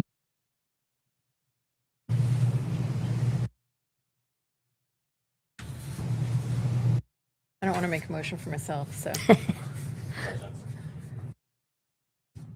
I motion to nominate Naomi Hogue with McKay Hill as alternate. Second. Mm-hmm. Jeremy Barnett, Yes. Daniel Beatty, Yes. Donald B. Yes. Naomi Hogue. Yes. Alrighty. We'll move down to item number 11.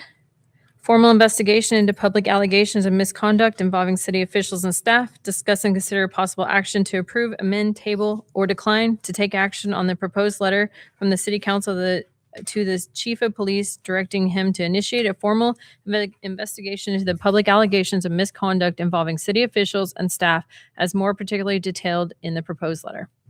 Chief? Thank you, Mayor, Council. I know there's been some question about who wrote the letter that you're seeing in front of you. That would be me. I wrote it based on the facts of the last 6 months of what I've been hearing on Facebook. I've had no citizens come into the police department to report a crime to me. I need somebody to come in and do that. Well, this is my way of fixing that. I drew this letter up after talking with the mayor, trying to come up with some ideas of what the citizens are concerned about. That is what this letter addresses. It also tells you what kind of investigation I plan on doing, who I might involve in this investigation, and what things that we will be looking at during this investigation. Any questions? I need your approval if this is something that you want to go through with.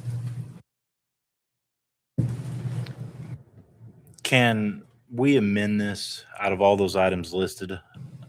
Number 4, I'd like to see removed. The portion with the minor children.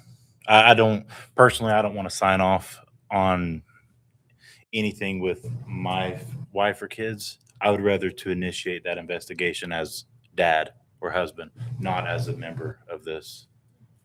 There was a formal council member who did say his kids were, so I don't know if that's something you need to talk to him about, whether he I can do that. I can separate that off there anyways. Okay. It doesn't need to be part of this. Okay. I'm just telling you what I've heard from the citizens. That's what this deals Okay. with. Okay. And the answer is you can adjust it any way you want. Okay. Yes. So I can make a motion and removing an item from Yes. it. Okay. Yep. And even if I start doing one of these investigations, if one of you feels that you don't want that, you can just look at me and say, I'm not going to answer questions to that because I don't want that investigated. Okay. If it's not a crime, then we move on to the next one. But it has to start somewhere. Is there any questions from the council on this? Any other comments, concerns? Okay. I make a motion to approve and move forward. Thank you. I second. Are we making any changes? Oh, yeah, removing item 4, sorry. Make a motion, removing item number 4 from the list of investigation items.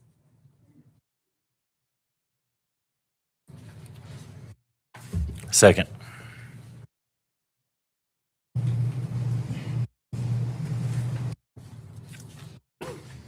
Naomi Hope, Yes. Jeffrey Barnett, Yes. Daniel Beatty, Yes. Donald P. Yes. We'll move down to item number 12.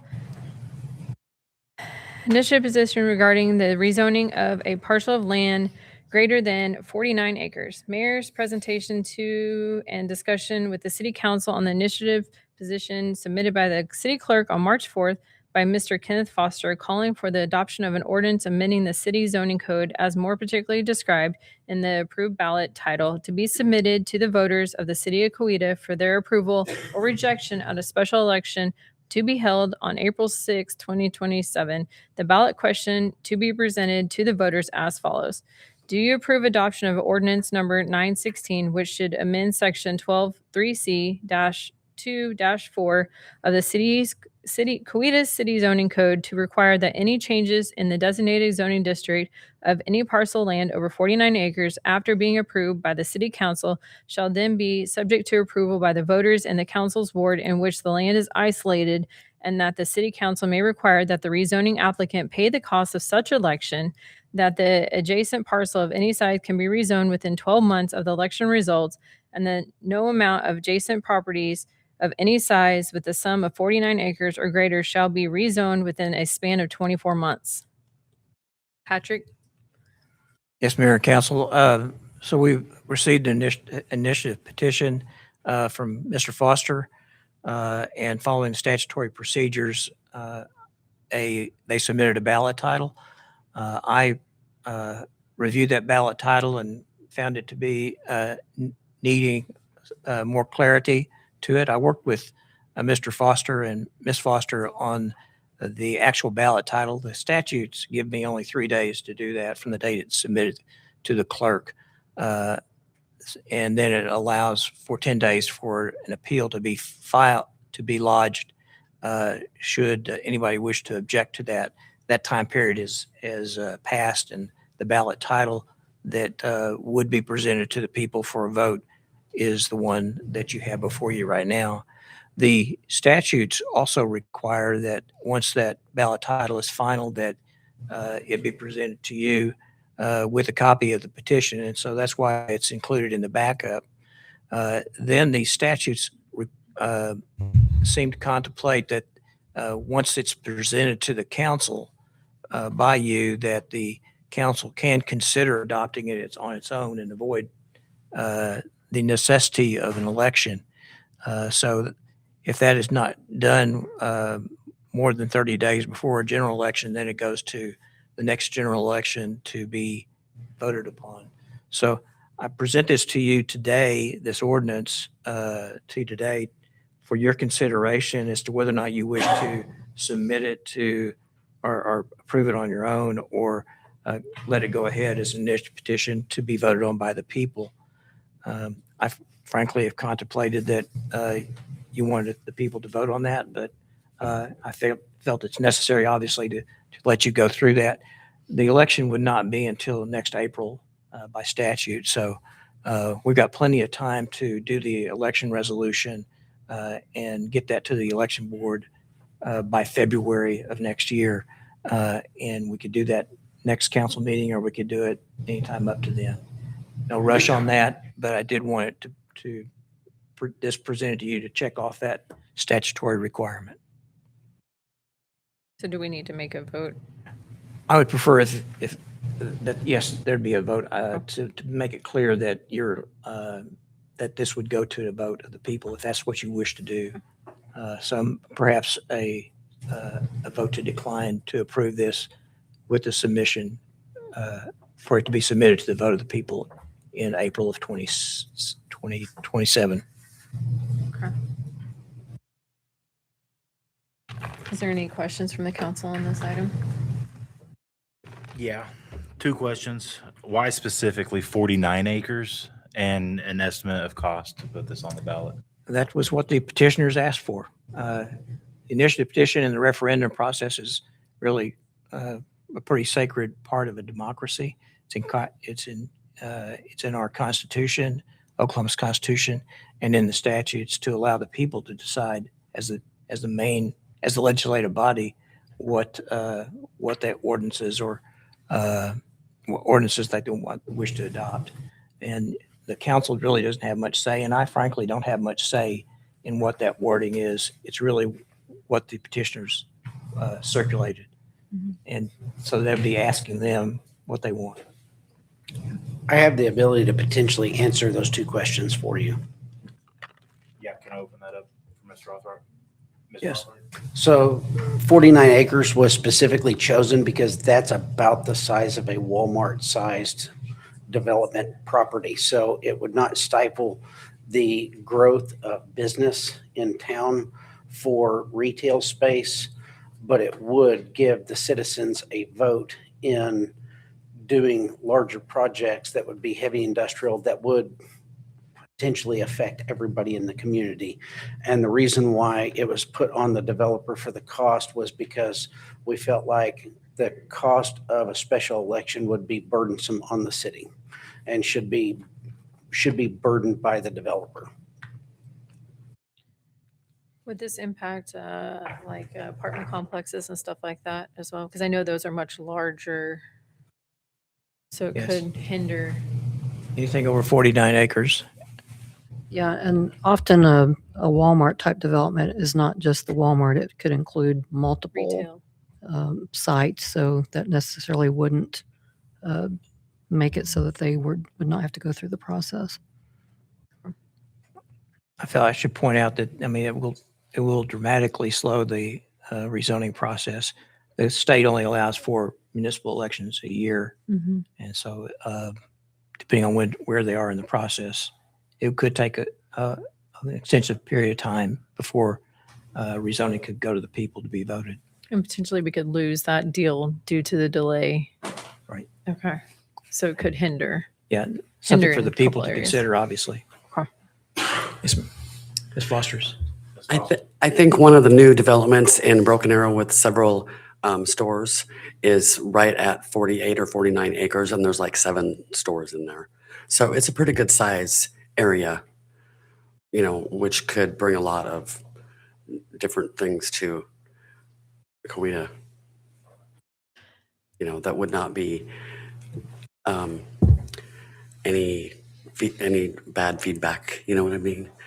I'm just like schools, like would that impact the school if they were to build a new school?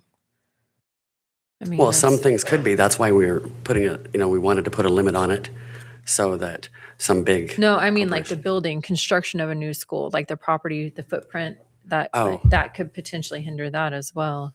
Potentially. I mean, obviously it depends on size, whatever. I'm just thinking forward thinking. Yeah, I don't but want if to it's in delay your that. ward, are you going to vote against it? Probably not. You know, if it's for a school. Hmm. So that's all. I thought maybe that would help a little bit. Thank you. If the council wishes to submit this to the vote of the people, I would suggest the motion be to decline to adopt this ordinance and have it go to an election initiative petition in April of 2027. Is there any other questions from the council?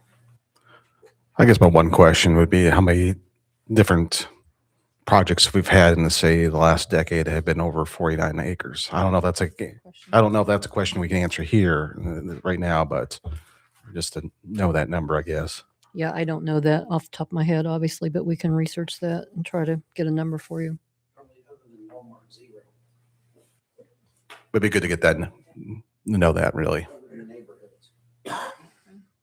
So basically our question is, do we adopt this amendment now or do we send it to vote? So that's what we have to decide on. So I make a motion to decline and move it to a vote for April 2027. Yes, ma'am. Allowing the public to vote on this ordinance number 916.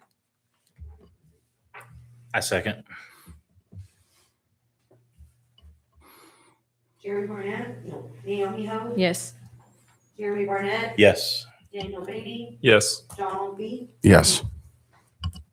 Do I need to read 13 now?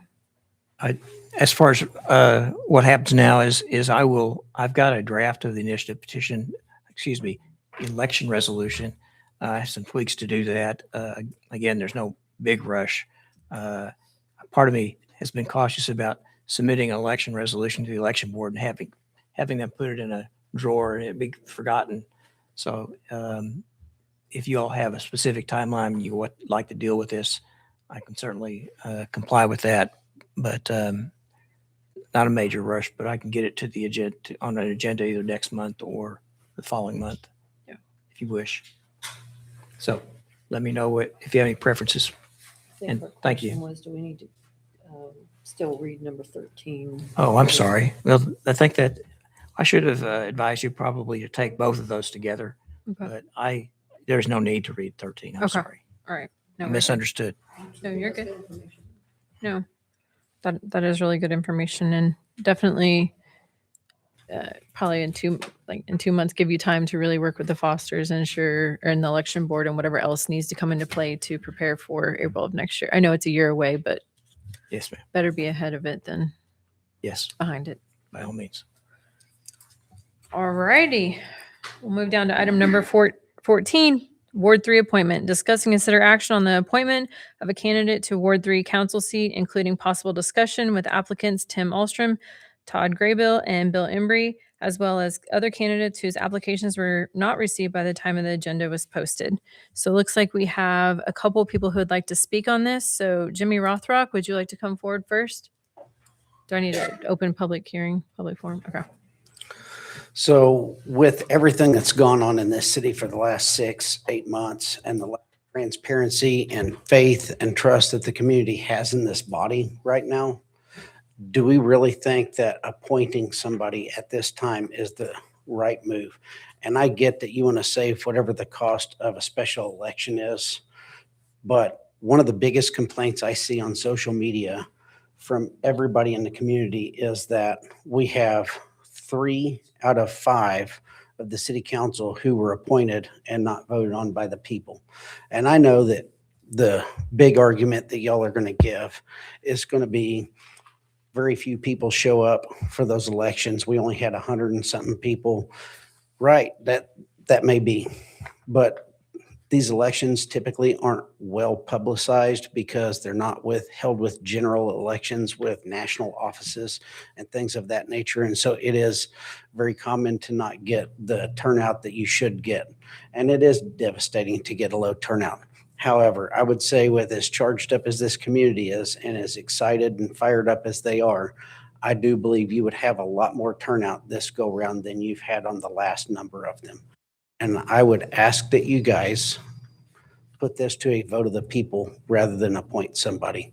And I know most of the candidates here tonight, and I think some of them are good candidates.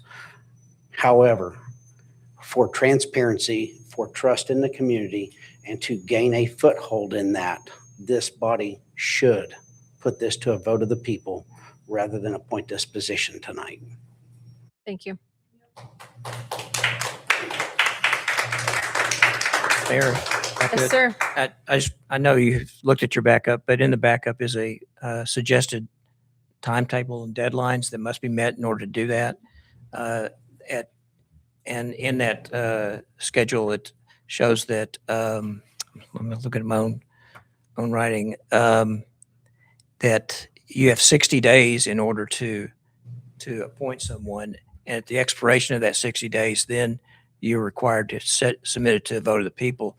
60th day will be June 6th from the date of the resignation. The first day that you could obviously go ahead and approve an election resolution would be the next day is Sunday, June 7th. What I have suggested in the schedule is that if you do submit it to the vote of the people, the very next day, Monday, you have a special meeting on June 8th to approve the resolution. And then I could get it to the election board. We've got a really tight schedule here in order to comply with the election schedule and get an election by August 25th. So once that's done, if it's submitted on June the 8th, later that same day, then the last day that it could be submitted to the election board is June 10th.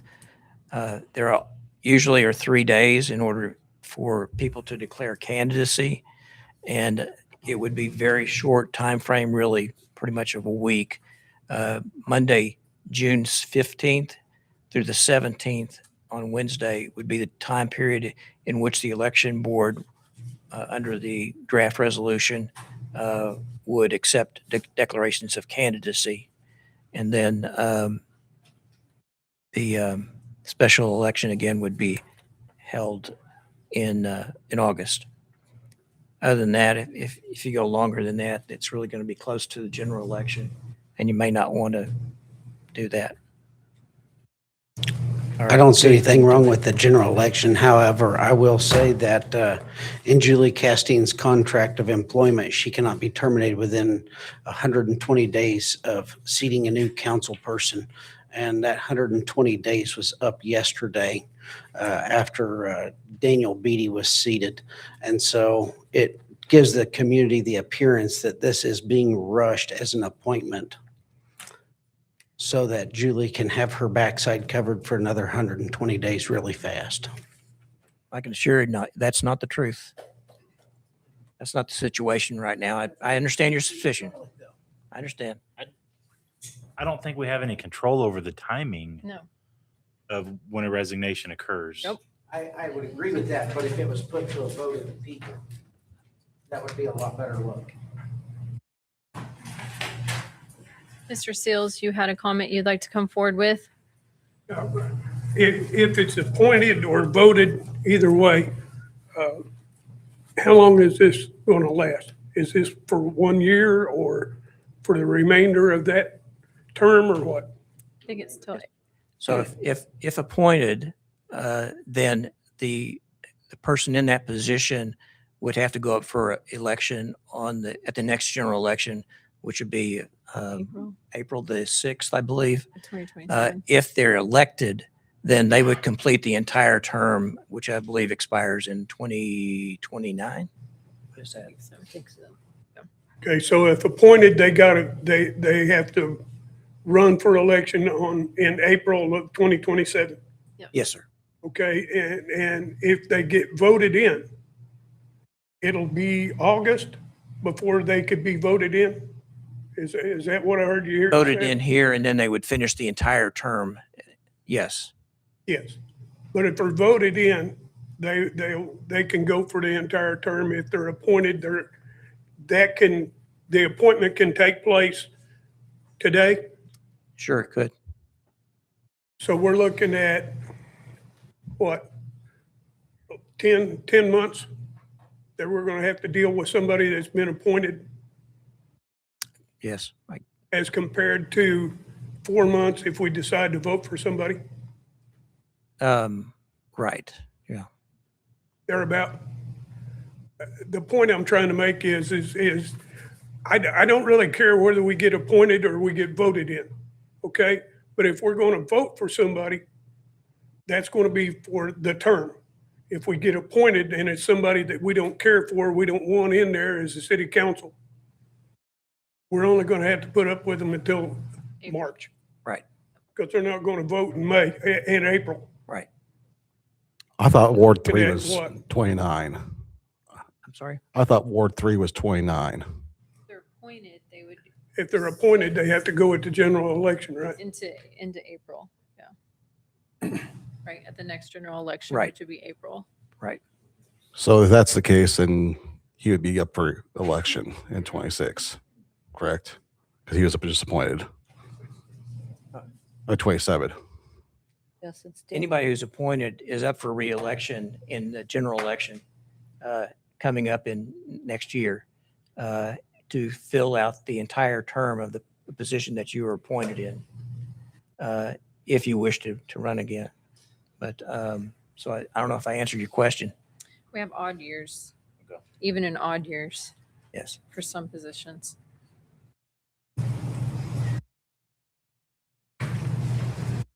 Right.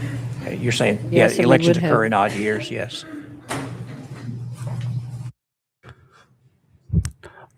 I guess my question is, on the website has all our terms expire in certain years, and I'm almost positive he was 29. You were 29.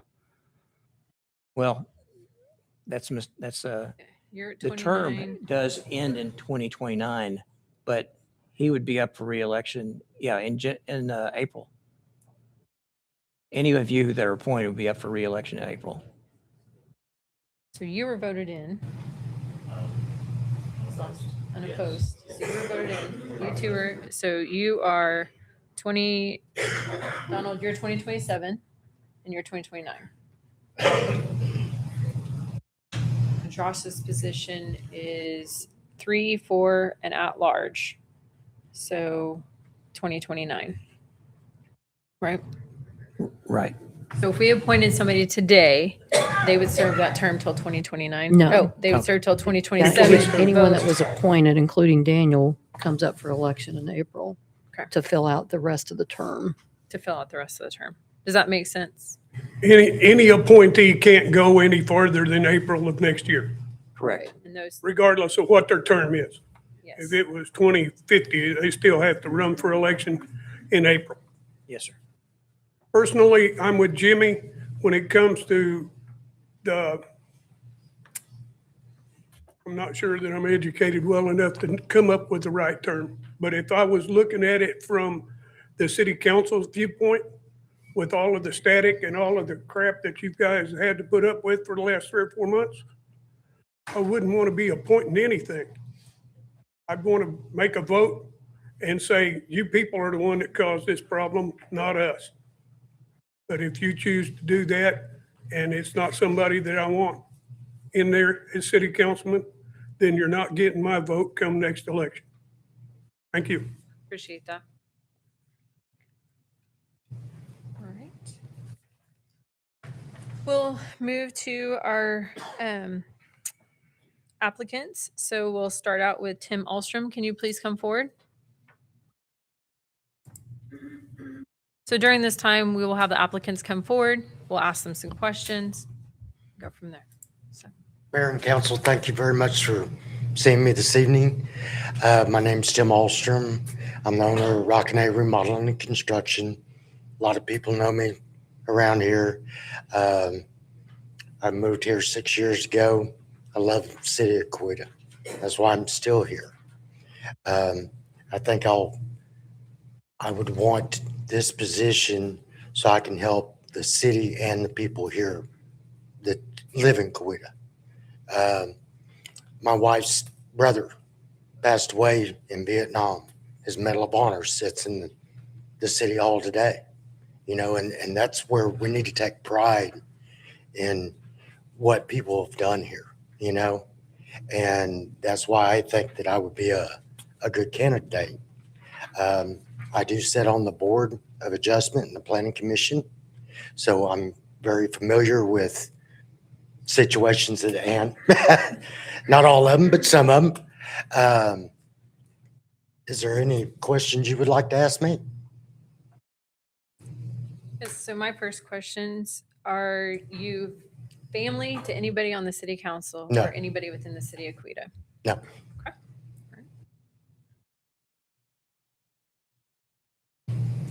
If you wasn't selected, would you put in for the election next time?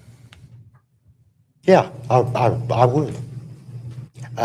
You know, of course, I still have a seat on the planning commission now, but I mean, you know, I'm sure that you would have to fulfill that position if I got on here, you know, but if didn't, I'll still be there. So. I was asked by a business owner to include this question about what kind of activities have you participated in here in Coweta? So like the fireworks, the Bayou Bash, like those types of, do you participate in local events and activities? I'm a member of the Chamber of Commerce, and I do get with them every now and then. And of course, I did the golf. You know, everybody loves to play golf.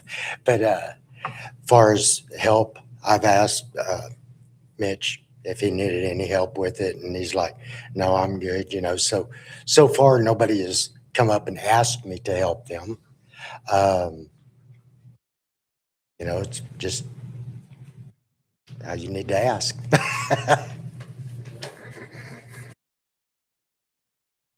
Any other questions from the council?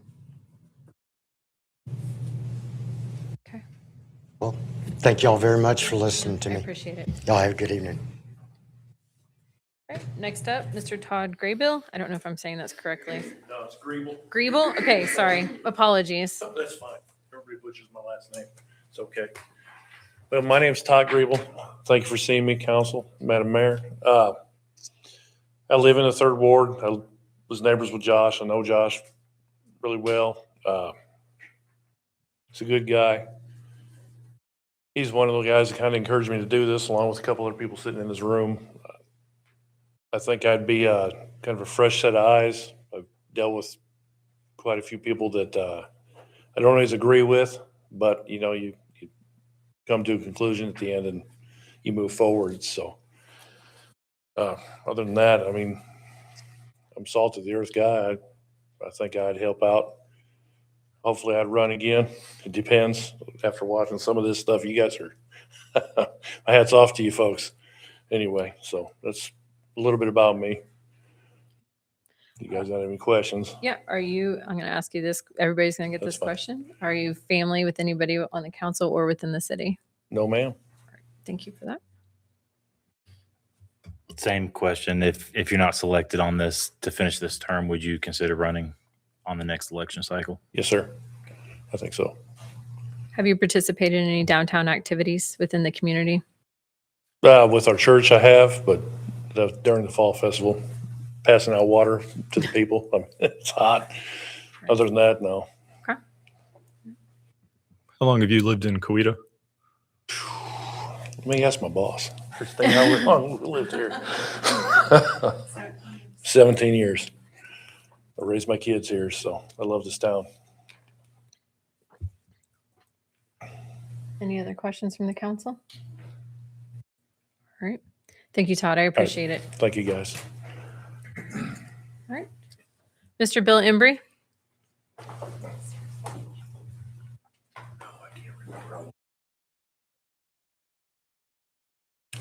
Mayor, Vice Mayor, my name's Billy Embry. I've lived in Coweta for 30 years. This has been my home. I retired out of the Air Force in 1995. I served in Desert Storm. I've been faced with some situations in my life that you have to make decisions and make decisions hard. I believe in this community. This community has been a big part of my life. I raised 2 kids here, both of them that have turned out to be outstanding citizens in the community. I come here tonight because I served on the city council for 12 years in Coweta, and I enjoyed it. I enjoyed the work that we did to make things happen. We were involved in the Walmart situation, the Quick Trip situation, the Taco Bueno situation, and other infrastructure projects that we did to try to make Coweta a better community.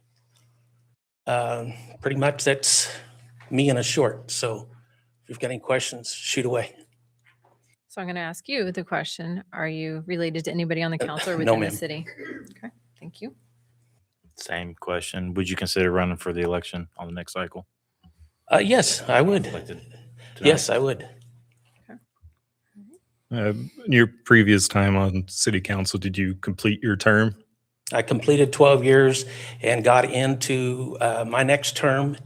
And there was a situation that popped up in the city council.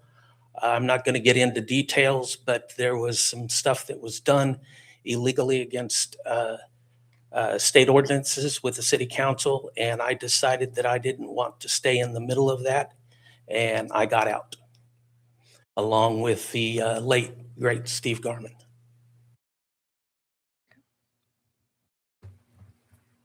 Any other questions from the council? Oh, my other question was, what activities have you been involved in Let's see. within the community? It's been a few years back. I was involved with the Coweta Soccer Association. I liked coaching soccer. I didn't know a darn thing about it, but it was sure a lot of fun. I've been involved with the chamber. I'm not presently on the chamber. I am, like I said, I'm retired. And it's, basically just pretty much to myself. All right. Well, thank you for that. I appreciate it. Thank you for all the candidates putting in your application. I appreciate that. All right. Now it's time for the council to discuss, determine.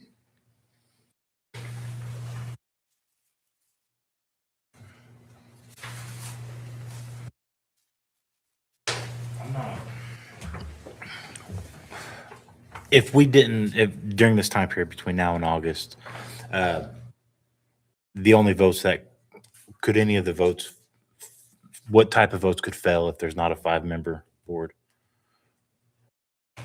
We have till June 8th. We have to make a decision whether we determine to Actually, appoint Saturday, somebody? June 6th is the last day you can appoint somebody.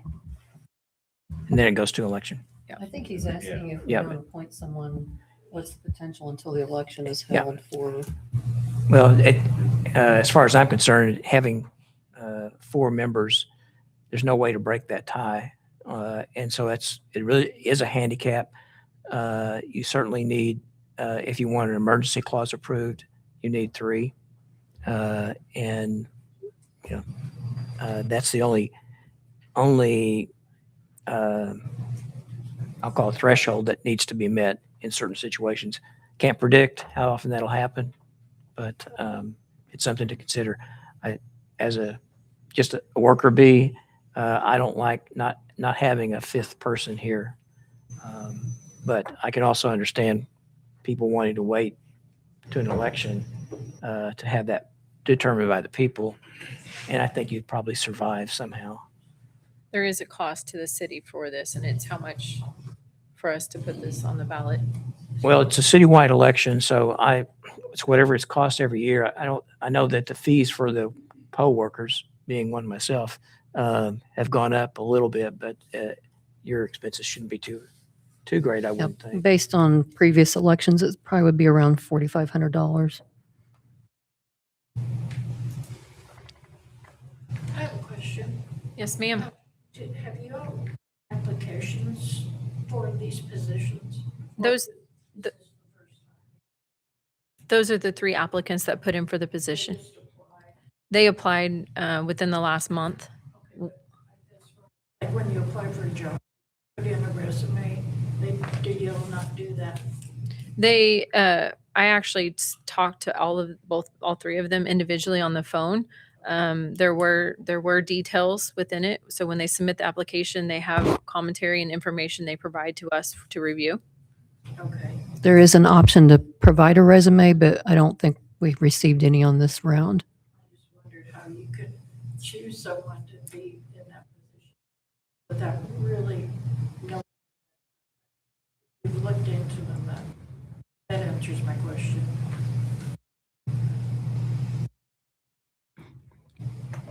Jeremy, I think answering your question, I think since August, since I've been on with, I think we've only been really split kind of down the middle once. And all 3 applicants did say they would run for election if we were to put it on a ballot.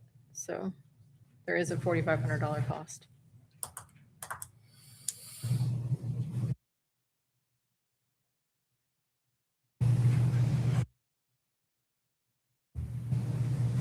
Anybody can make a motion.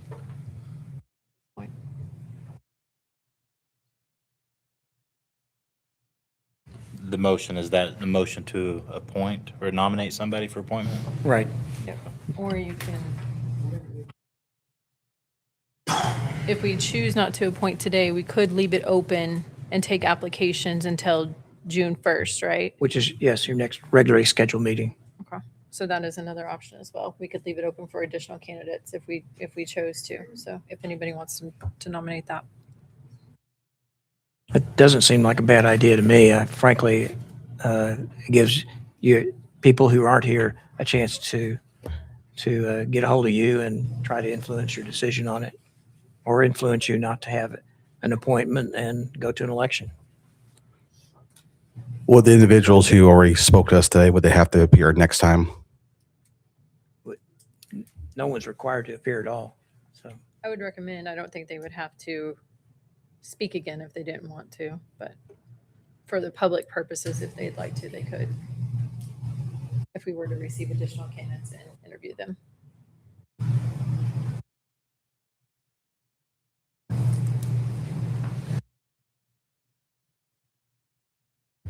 I think I'd be fine waiting for at least another month, and we'll kind of pick this back up at the next city council meeting and kind of make the decision to either go to a vote or appoint someone there. I think that gives everyone a little bit more time to, any, like you said, any additional applicants, since we've only had the 3 so far. So are you making a motion? Motion, yes. Motion to pick this back up next month. I don't know what the technical term is. additional applicants. Take additional applicants and reevaluate at the next city council meeting. I second that.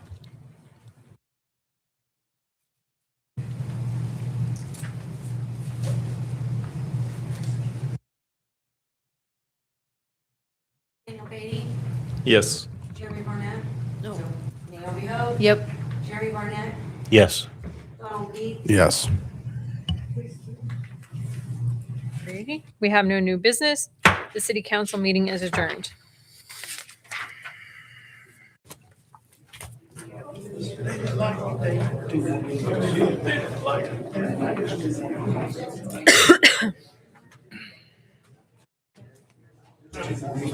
Call to order the regular Coweta Public Works Authority meeting.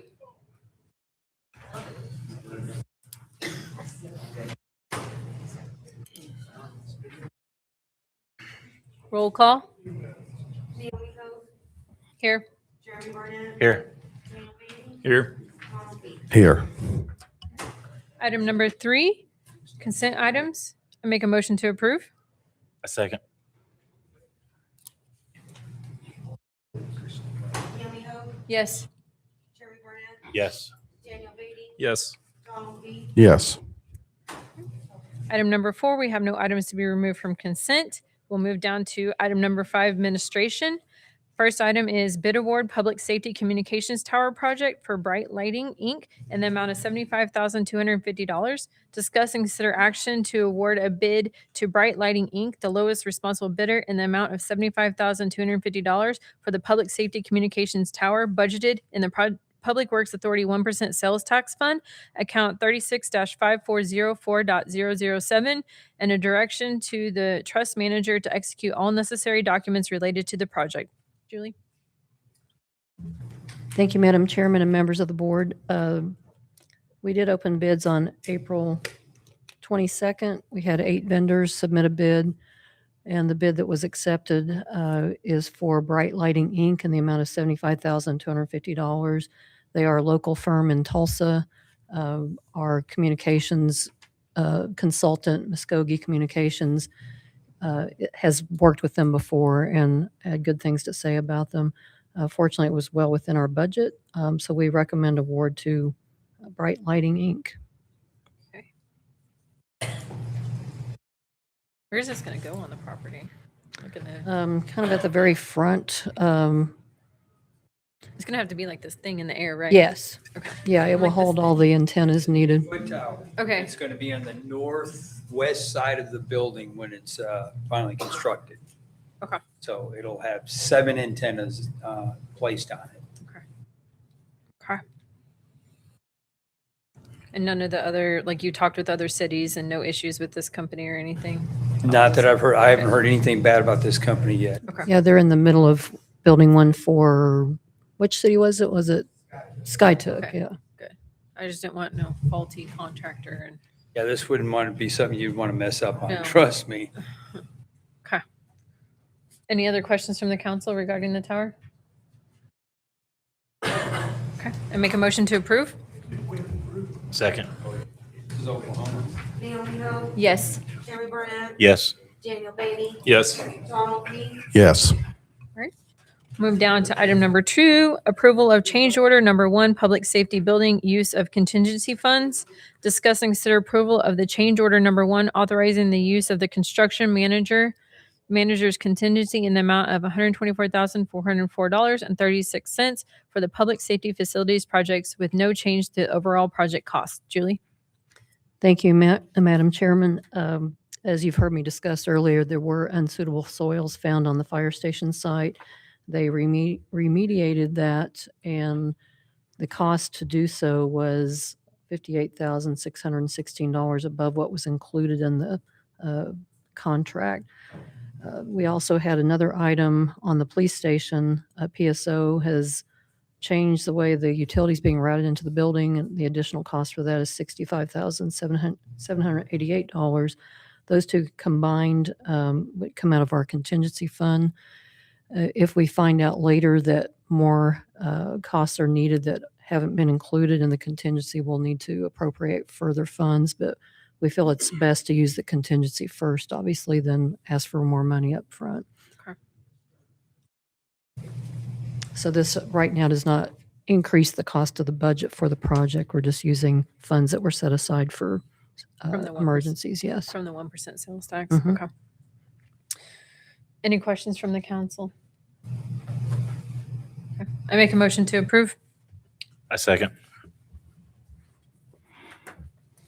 Naomi Hope, Yes. Jeremy Barnett, Yes. Daniel Beatty, Yes. Donald Meade, Yes. Item number 6, we have no new business. Item number 7, this meeting is adjourned.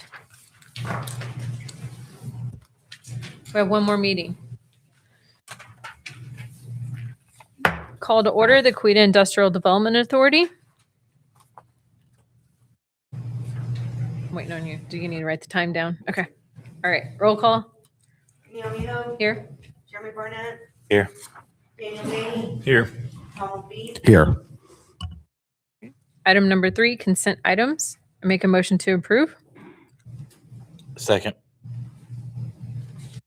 Naomi Hope, Yes. Jeremy Barnett, Yes. Daniel Beatty, Yes. Donald Meade, Yes. We'll move down to item number 4. We have no items to be removed from consent. We'll move down to item number 5. First item on administration is request for Chris Thomas to discussion and possible action regarding the bid process for the 2026 Coweta Patriotic Festival. Chris?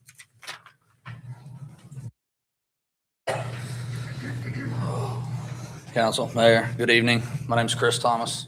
I've got some notes here to help me keep on my timeline, so bear with me if I'm not making eye contact. It's not because I don't want to. My name is Chris Thomas. I'm a lifelong resident here in town. My wife Jessie is as well. In fact, I started my career here in the city of Coweta as a paid-on-call firefighter in 2006. I've since moved it to Broken Arrow. We still live here in Coweta. She was fortunate enough to go to the VOTEC program, attain a nursing license right here in the Coweta High School, and she's since continued her education and has been a nurse for over 20 years. So I tell you that to set the baseline of our core values. That's a set of strong morals and ethics. We started Thomas Fireworks over 10 years ago. We've grown that company into a fairly large wholesale, retail, and display company. In that time, we've sponsored 17 different entities. We continue to sponsor them, anything from the Youth Bow Fishing Association to Scholastic Book Fair cash donations. I could just start naming a list for you. We try to give back to the community because we can, not because we have to. To ensure that our business was successful as we can make it, we've spent tens of thousands of dollars, hundreds of hours. We've traveled the country high and low. We've sat through seminars. We've took classes. We keep a federal level licensing, local, state. We adhere to all jurisdictional laws, NFPA 1123. By necessity, we live just outside the city limits. That way we can store our fireworks there. We're not allowed to store what we would like to store on our property. We like to live on property where our fireworks are. So we live a quarter mile outside the city limits. That's what's brought me here tonight. On Monday, March 9th, Ms. Castine contacted me with an opportunity to bid the Coweta Patriotic Festival. And to say I was excited is an understatement. I've been wanting to bring that thing back here ever since it got sent out of town. Fireworks is my thing, and I like having a good time with them. So I agreed to do it. I asked her what the budget was, the expectations, and the deadline. She gave me all of those. Told me the deadline would be Thursday the 12th. This was Monday the 9th. So I had a pretty short time window. It's not ideal, but it's not undoable. I've done this a lot. So the deadline was later, extended to Friday the 13th at noon. So I was in Florida when I talked to her. I came home that night. Started to work on it. I spent the next 2 days getting everything lined up, from the restrooms to the live music to amplified sound, etc. Got everybody in Coweta that I could use. I tried to give preference to keep the tax dollars right here in town. Because of my work schedule, I was uncertain if I would be able to make it to City Hall on Friday to turn in my bid. So I did it electronically on Thursday. It's pretty standard in the fireworks industry to submit an electronic bid. I assume that that's due to the ethics and morals that I'm held to and the standard I'm held to in the fire service. I assume that my bid would be secure and not leaked until the closure of the bid. Anyway, I was on Friday the 13th, Ms. Castine sent me an email informing me that I was not selected to receive the bid, and it was awarded to Randy Scott. She thanked me for my efforts, asked me to bid it again next year, to which I obliged. It's not the first time I've had the door closed in my face. I've missed out on a lot of bids. Not a big deal. Since the bid process was closed and the bids become public information anyway, I asked Ms. Castine if I could see the winning bid, better educate myself, know how to bid it again next year. She emailed it to me. I stuck it in my file with things to look at next year, move it on. Friday, April 10th, it was brought to my attention that there were some obvious similarities between Randy's bid and my bid that would raise some concerns if people saw them. So I pulled his bid back out of that file, took a look at it, and there were some plagiarized sections of his bid, word for word, that came off of my bid that were not provided to us by the city. That said, I called Randy. Me and Randy have a relationship. We're in the same business. I call him up. I said, hey, man, this is what happened. You know anything about it? He said, I have no idea how that would have happened. Maybe one of my employees got that. I don't know. He said, my secretary wrote the bid. Let me contact her. I'll get back with you tomorrow. So I think that was a Friday, late in the evening. I didn't hear from him on Saturday. Sunday, I called him. We talked Sunday morning on the phone. He said, man, she didn't see it. Nobody I know seen it. So we left it at that. Monday morning, April 13th, Randy messaged me, sent me a text message and asked me to meet in person. He said, can you meet me at Brahms at 8:30? I said, sure, man, I'll come down there. So I get to Brahms, sat down at the table, and Randy said, man, I hadn't been honest with you. I'm not telling you everything I know. And at that time, he slid his phone across the table. He had a picture of the cover sheet of my bid specs. He told me that he had stopped by and Ms. Castine had provided them to him on the 12th, Thursday afternoon. So he sent me that. I put it away. I contacted Mr. Veith, Mr. Barnett, and Ms. Hogue. Sorry, Mr. Beatty, I didn't have a way to contact you. I didn't know how to get a hold of you. After I had gotten a hold of Ms. Hogue, she kind of ran point on it. I know I spoke to y'all briefly, and she helped me out. So I think Ms. Castine was out of the office until the following week. So she did some investigation, called me back. We spoke probably an hour on the phone, all total over the period of that week. And she asked if I would call Ms. Castine. So I said, sure. I'll give her a holler and see what we can do. So Ms. Castine asked if I could meet the next day with her and Randy. We could try to work some stuff out on a personal level, and maybe we could work together, two Coweta boys, and still get this show going. We set the meeting for 3 o'clock the next day. Randy had some things he had to get done, so we pushed it back to about 5. I came down and met with Randy and his secretary. So during the meeting, I felt like the meeting really wasn't progressing. Randy didn't speak a lot. His secretary seemed to be more on the defensive and justification, and that's not really why I was there. I was there to either work out a deal or not. So I made the offer to Randy at that time that I'd shoot the show. He can do the party, and we'd have a good time for the citizens. He told me he'd think on it and let me know. He has since declined that offer. And the offer was made again Thursday, and he said, we'll see what the city council is going to do Monday. I really don't want to do that. So that's okay. Not a problem. So, but at the meeting, the one thing that I did take away from it, from Randy and his secretary, and I think Ms. Castine probably remembers as well as I said, well, why would you go down there and ask for, how'd you end up with my bid? And he said, man, I stopped in and we really didn't know the format or the bid or what they expected or how to put it together. So we went down there, or he did, or whatever, stopped by. Ms. Castine said she had 5 minutes to spare between some meetings. She printed something out and handed it to him, and away he went with it. Maybe it was an oversight. Maybe it wasn't. Maybe it was intentional. I don't know. I'm not here to claim intent. What I'm here to do is say that we now have an unfair bid process. So the Oklahoma Public Competitive Bidding Act states that an unfair bid practice has occurred when sharing of bid information by officials has occurred.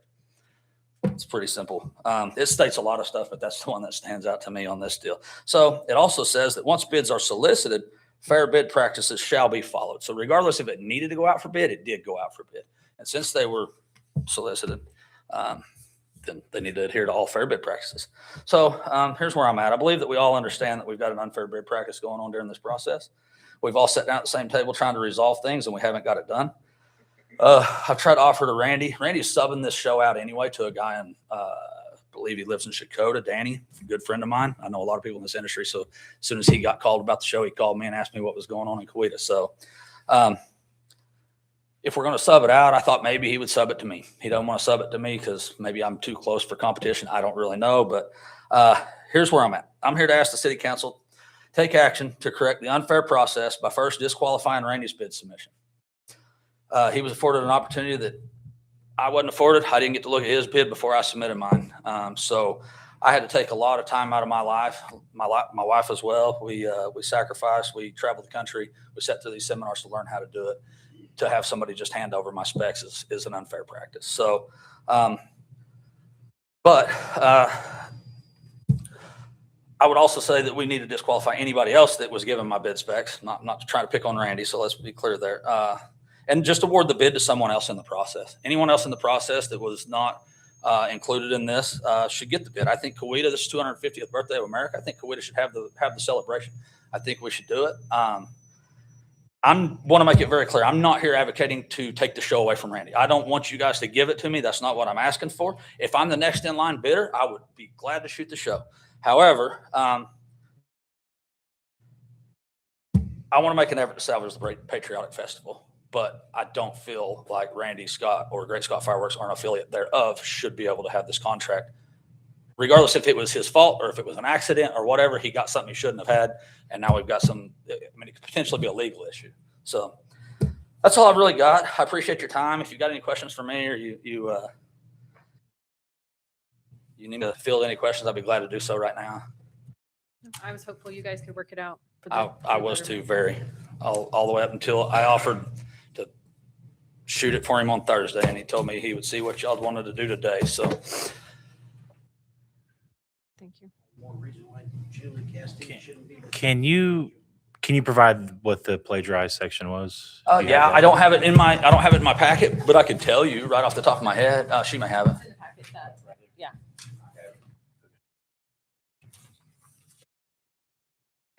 I mean, the plagiarized section, according to Randy, is they didn't understand the format. So the whole format would have been that. But the word for word stuff was just stuff I was providing the city that wasn't provided in the bid specs, such as I can tell you one right off the top of my head. It was 9 bathrooms, 1 ADA compliant, and 1 hand wash station. One was the crowd size. Nobody could provide us with an estimated crowd size, so I bid it all on 3,000 plus. So there's some things in there that say amplified sound for 3,000 plus people. That's things that I've learned over the years. And you take a city of 10-ish thousand and an outlying area of 30,000. You go, okay, can we get 10% to show up? Probably looking about 8% of people will show up. So I bounced that number off a bunch of my colleagues to even figure out how I wanted to do those numbers. So without my bid specs, nobody knows if they would have come back with 40 bathrooms and been higher than me, or if they'd have come back with 1 bathroom and wouldn't have been able to provide the services the citizens needed. Any questions from the council? Any additional questions? We do have Mr. Randy Scott and Lori Keys for the open discussion, so to allow them to speak. Thank you. Thank you. Appreciate it. Randy, would you like to come forward, please? And just for the audience awareness, I did speak to both of them. Julie was gone. I didn't know, so fact finding. So when she came back into office, she met with both of them. So yes. All right. I think I told both of them, I hope you guys can work it out so we can have an event together. I'm Randy. I came to the March 2nd city council meeting, and that's when y'all had approved, I believe it was 30,000. And I remember getting up and saying, well, we could probably do it for a lot less than 30,000. And one of the city council members said, somewhere along the line, said, let's lock it down now. And Ms. Chastain said, no, we have to get a bid from Mr. Thomas or whoever else is bidding the show.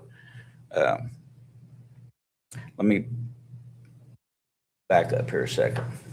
I went in and talked to Ms. Chastain about using police and fire and to help with the display. We talked about food trucks, bounce houses, parking, et cetera, et cetera. During that time, Chris Thomas's name, Thomas Fireworks, his bid was never mentioned. I did get this from Miss Chastain that day. Matter of fact, this was our bid that we turned in. And when I went in and talked with Miss Chastain about it, I mean, here's my notes about using golf carts to help elderly people carry a lawn chair or whatever. So anyway, his bid, his name never came up when I went in and talked with her. When I got this and we had our bid, I went back and I gave it to my office manager. I said, this is what the city expects. I did not know this came from Chris's bid. I mean, I didn't get Chris's bid at all. Never seen it until me and Chris and Miss Chastain met last week.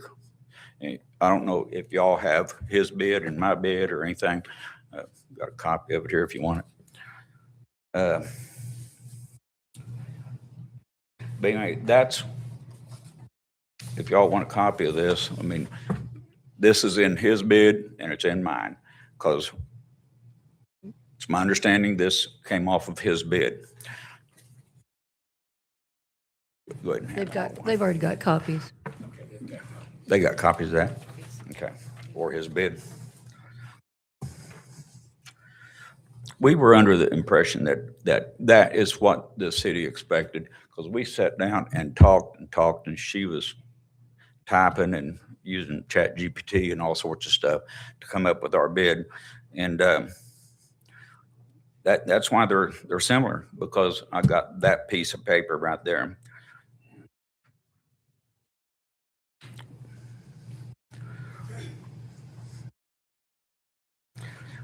That's basically, that's just the truth, and I can't change the truth. We did our bid thinking this is what the city wanted. And that's why the bids has, we had down, I think it was the previous year, we did our show there at the rodeo arena. I think we had 6 or 7 restrooms there last year, and we was expecting more, and so we get this and we go, well, they expecting 9 bathrooms and an ADA one, so we better get an ADA one, and a hand washing facility and stuff like that. That's why it's in our bid, because we thought this was what y'all wanted. One more thing here, just a second. We did not get his numbers. I was under assumption that we probably got the bid because we were cheaper, or because we already had the facility locked down for 4 more years with seating in the bleachers that would seat over 1,000 people. And we have the staff to perform everything that needs to be done. I believe we talked about that on March 2nd when I got up and talked. But the rumor was, and we all know about rumors, that y'all was going to take away the fireworks show from Great Scott Fireworks tonight. We've done many hours of planning, purchased a lot of stuff, especially for that fireworks, and specialty stuff that we normally don't shoot. If y'all want to take it away, I'm going to go with whatever y'all decide. Don't bother me. I just figured that's why we got the bid. I'd like to see a valid or legal reason why it should be canceled or taken away from us. So anyway, please make a decision tonight so we can plan ahead. And I think that's probably it. Thank you, Randy. Unless y'all got some questions for me. No, you both obviously have the same thing. So I was Yes. very hopeful that you both could work it out together and shoot the show together. You both are stewards in this community. You have been here for a very long time, and I was very hopeful you could come together to make this an event for the community. It's such a different show. He shoots the 1-3, the professional grade. We don't. I discussed that in March 2nd, that we shoot consumer grade and pro line, and that's it. So it's a totally different show. We've been friends, but we're our competitors also, you know? So I don't think it would be a good thing for him or me if we did it together.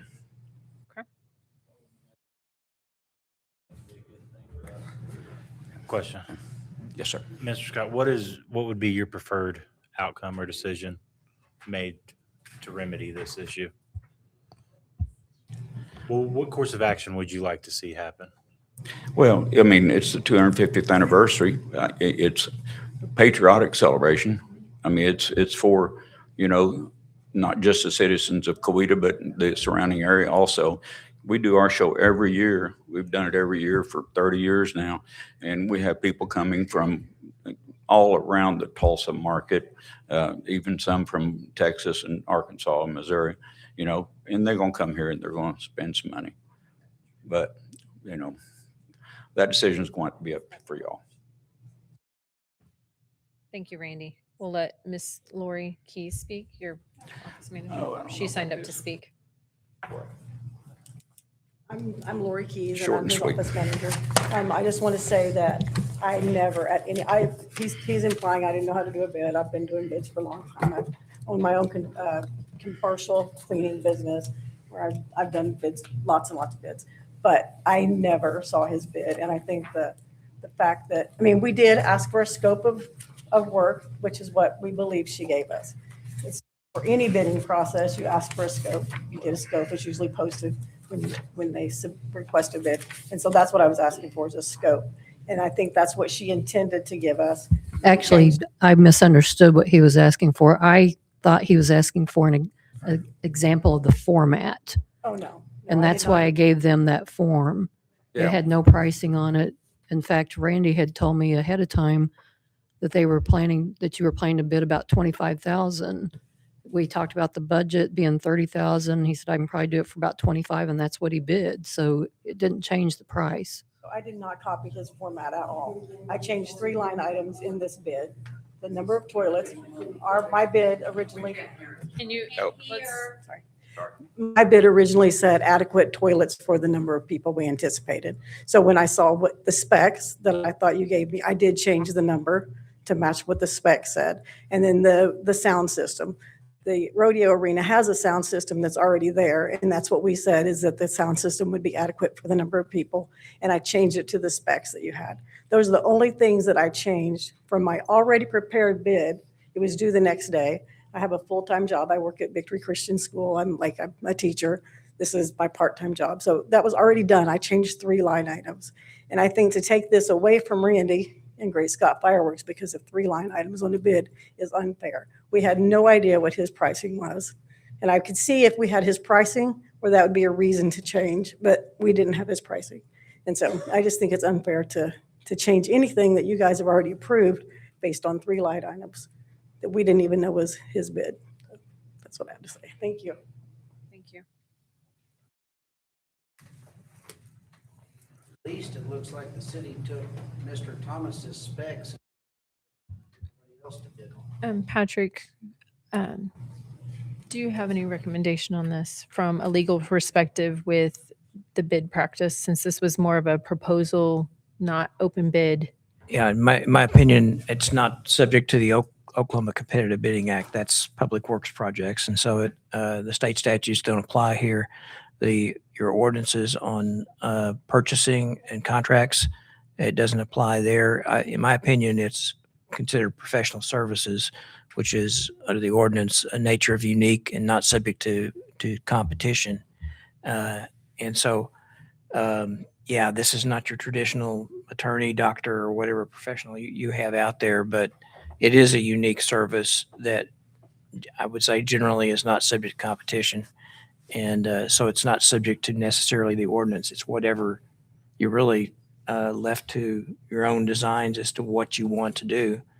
Compromise does seem like the equitable thing to both parties here. But other than that, it does seem unfair that Randy got the specs and copied them. So I don't like that fact. Yep. So I think your choices are to rescind it and cancel it, or you could rebid it, but who knows where that'll take you. Okay, thank you. Do we have any other applicants that applied or put in a bid? No, there was only one other company that we talked to, and they no bid. No bid. Okay. Do you have any questions from the council? I did ask about the drone show, and it was going to be substantially more. And then we would run into where would we have it? So. Naomi, Yes, sir. how do we fix this problem? We got two people here that made honest bids as far as they knew. And both of them are gonna wind up in the creek over it. Why is the city not responsible for this if they're the ones that allowed this to happen? That's right. Well, it's, Goes to show the Well, ineptness it's of the not. city management. Well, we're talking about this at this moment, like the bid. We're not talking about the city manager. We're talking about this That instance. is the reason this is an issue. Mistakes happen. We wouldn't be And talking about it if it wasn't. would you the like city to manager. continue your comment? Sorry. How do we rectify this? That's what we're trying to figure out at this point, whether we rescind or continue. So that, yeah. that was just a question that I had, Yeah. you know. These two people are obviously they spent time and money trying to make this work. And what are we gonna do? Tell them to go fish? You know? Depends on what we Something's gotta decide. be done, and I'm not gonna say that Julie is the fault. What I'm gonna say is we should have a policy that says that everybody ought to be educated if they're gonna go through bidding. And it didn't go Know through. that they're not supposed to do that. It doesn't go through the bidding process. So it was a proposal process. So that's what he was talking about from a legal standpoint. And it goes through a different process than like if we were bidding on a water treatment plant or the tower or anything like that. Somewhere along the line, though, we gotta talk about being unethical. You know, I mean, you don't go talking about another man, this is this man's bid, can you beat it? Mhm. That's unethical, and everybody sitting up there knows that. Along with everybody sitting out here. I spoke to Mr. Thomas and Mr. Scott, and they both agreed that they felt there was no malice intended. There truly was not. Well, I believe that, but nevertheless, both of these people are still suffering over the deal. I understand, and I apologize to both of I think them. you made a mistake. That's something that everybody in this world does every day. Okay, but what I'm saying is that these two guys shouldn't be responsible for it. I couldn't hear a while ago, but did you say something about a drone show? Oh, it was an option that one of the council members brought forward and it was substantially more expensive. And again, location is an issue. Having a location to accommodate the citizens, parking and all that comes into play as well. So. Mayor, it seems like the alternative is either do not do it, everybody gets treated the same, or certainly the people get slighted by it. Or to have them both They're going to give resubmit. the same thing. Maybe the same thing, but maybe they can think of a way to make them unique that maybe allow you to select it again, select them. So it's, and then you could do it by flipping a coin if they're the same thing.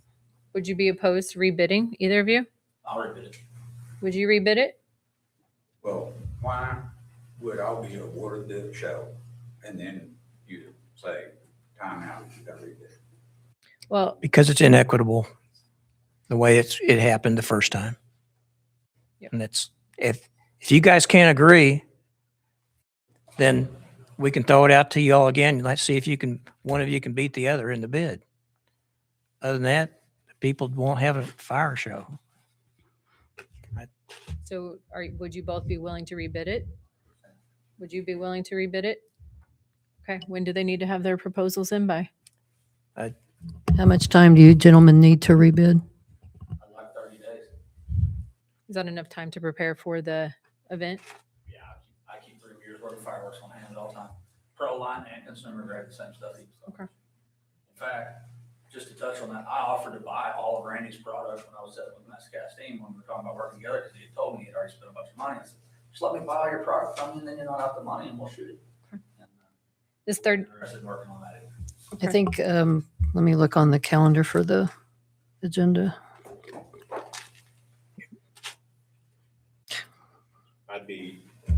I'd be willing to call a special meeting yeah. to help both of them out and expedite this matter. Well, if they need 30 days to do it, though, How long do my you point need? is, we would need the bids by May 27th. Could you get a bid by May 27th? I can get a bid within a week. Okay. And there's no way you can get it sooner, Mr. Thomas? Now that we're into a head-to-head competitive bidding process and we're not using Okay. the budget, I've got some ideas. Okay. It's going to take a little bit of time to come through with, but. Okay. So noon on the 27th of May, if we can have our bids received, then we can award on June 1st. I think that's fair for What time on the 27th? noon. Noon. I'll send you an email to confirm everything. And then it would be on the June 1 First. meeting. Yep. June 1 meeting would be the time they consider the bids. Okay. So Randy, did you hear that? May 27th at noon is when the bid will need to be received by at the latest. And it will be on the June 1st, right? June 1st council meeting. Say something, that's gonna give us 30 days to put this together. From the time that the bid is done and awarded. We're putting vendors together and all the things.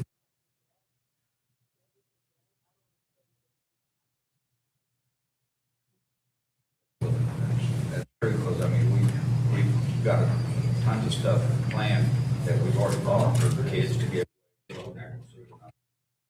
Awards, volleyball, all sorts of stuff. We've got.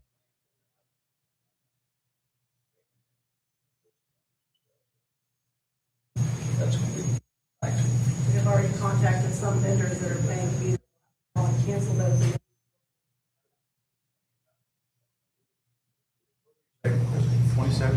27th at noon.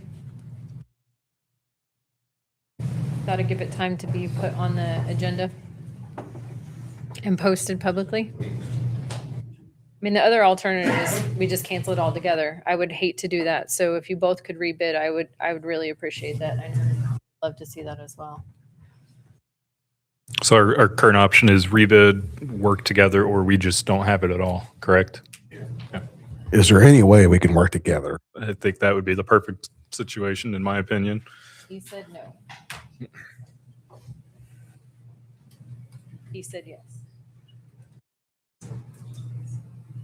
I think the only option is we'll rebid it by the 27th. We can move forward with that and do a rebid of the process. Mr. Thomas, That's do great for me. you approve of that plan, or is there not? Do you approve of that option, Yes, or? it will be a bid process, our proposal. My bid won't be handed out, there'll be a sealed bid open and then. Well, request for proposals, it'll be, Proposal sealed, okay. yes. But I'm bringing in a hard copy Wednesday at noon. Perfect. Do we need to make a motion or anything, or just leave it as is? I think leave it as is. Okay. Okay. If these proposals come in sooner than that council meeting, can we look to a special meeting to help expedite this process for them? I guess I would leave that up to the bidders if they. If I can get it done quicker, I'll get it done as quick as I can, but. We would need both people to agree to that. Yeah. Me and Chris know each other very well, too well sometimes. If we can get it worked out between us in a week or whatever, just call you. If you can work together or separate bids? If we figure something out. Okay, if you figure Yeah. out something and working together, Right now, the bid has not been rescinded, so you guys work out something between you, then we can make it happen. Is there a possibility there might be a third bidder, though? I mean, I realize there's somebody that couldn't do it. They were not interested at all. We don't know of anyone else really. There's no one local that really has the capability. As far as a special meeting, you have to have 48 hours notice to the city clerk. I've got a question. The bid's not rescinded. Well, I guess, Rescinded tonight? I think that's fair. Well, maybe we do need a motion for that. Yeah, Yeah, that's a true. motion to rescind. So, yeah, motion to rescind the council's decision so, to and I award the still, bid. in the original motion, back in May, I was given the authority to contract. So does that still apply where if they worked something out, I still have authority to award that? Yeah, well, I think that's up to the council. I would say, Maybe we just make a say new yes. motion. You could have, it's possible you could have each of you bid and then you come together with a partnership bid. And that one probably is going to win by all means. That's just a term we use. But, yes, sir. So we need a motion to rescind Randy's bid and then set it for a deadline for May 27th at 12 to receive proposals, bids. Or authorization for the city manager to negotiate an agreement between the two parties that are mutually agreed upon. Sounds good. Okay, so rescind and then, okay. All right. I'm going to say a lot of things right now. I'm going to make a motion to rescind Randy's bid. We're going to open it up for proposals, bids for May 27th to be received by May 27th at noon and give the authority to the city manager to negotiate if a joint agreement comes together. Negotiate an award Negotiate an award if a mutual agreement comes together. within budget. Within budget. Said a lot. I didn't get all that. I'm sorry. Motion to rescind Randy Scott's bid, open to receive proposals by May 27th at noon. Yep. And give the authority for the city manager to negotiate and approve award bid. Negotiate and or award bid. And or.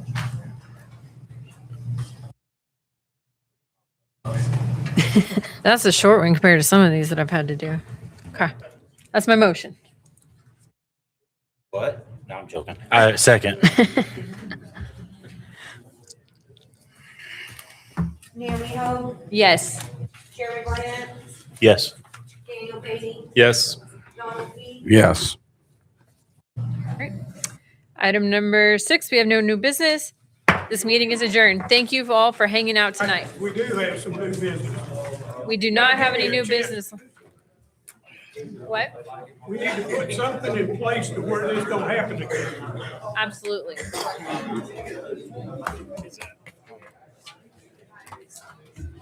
I guess you learn, you go up for reelection now.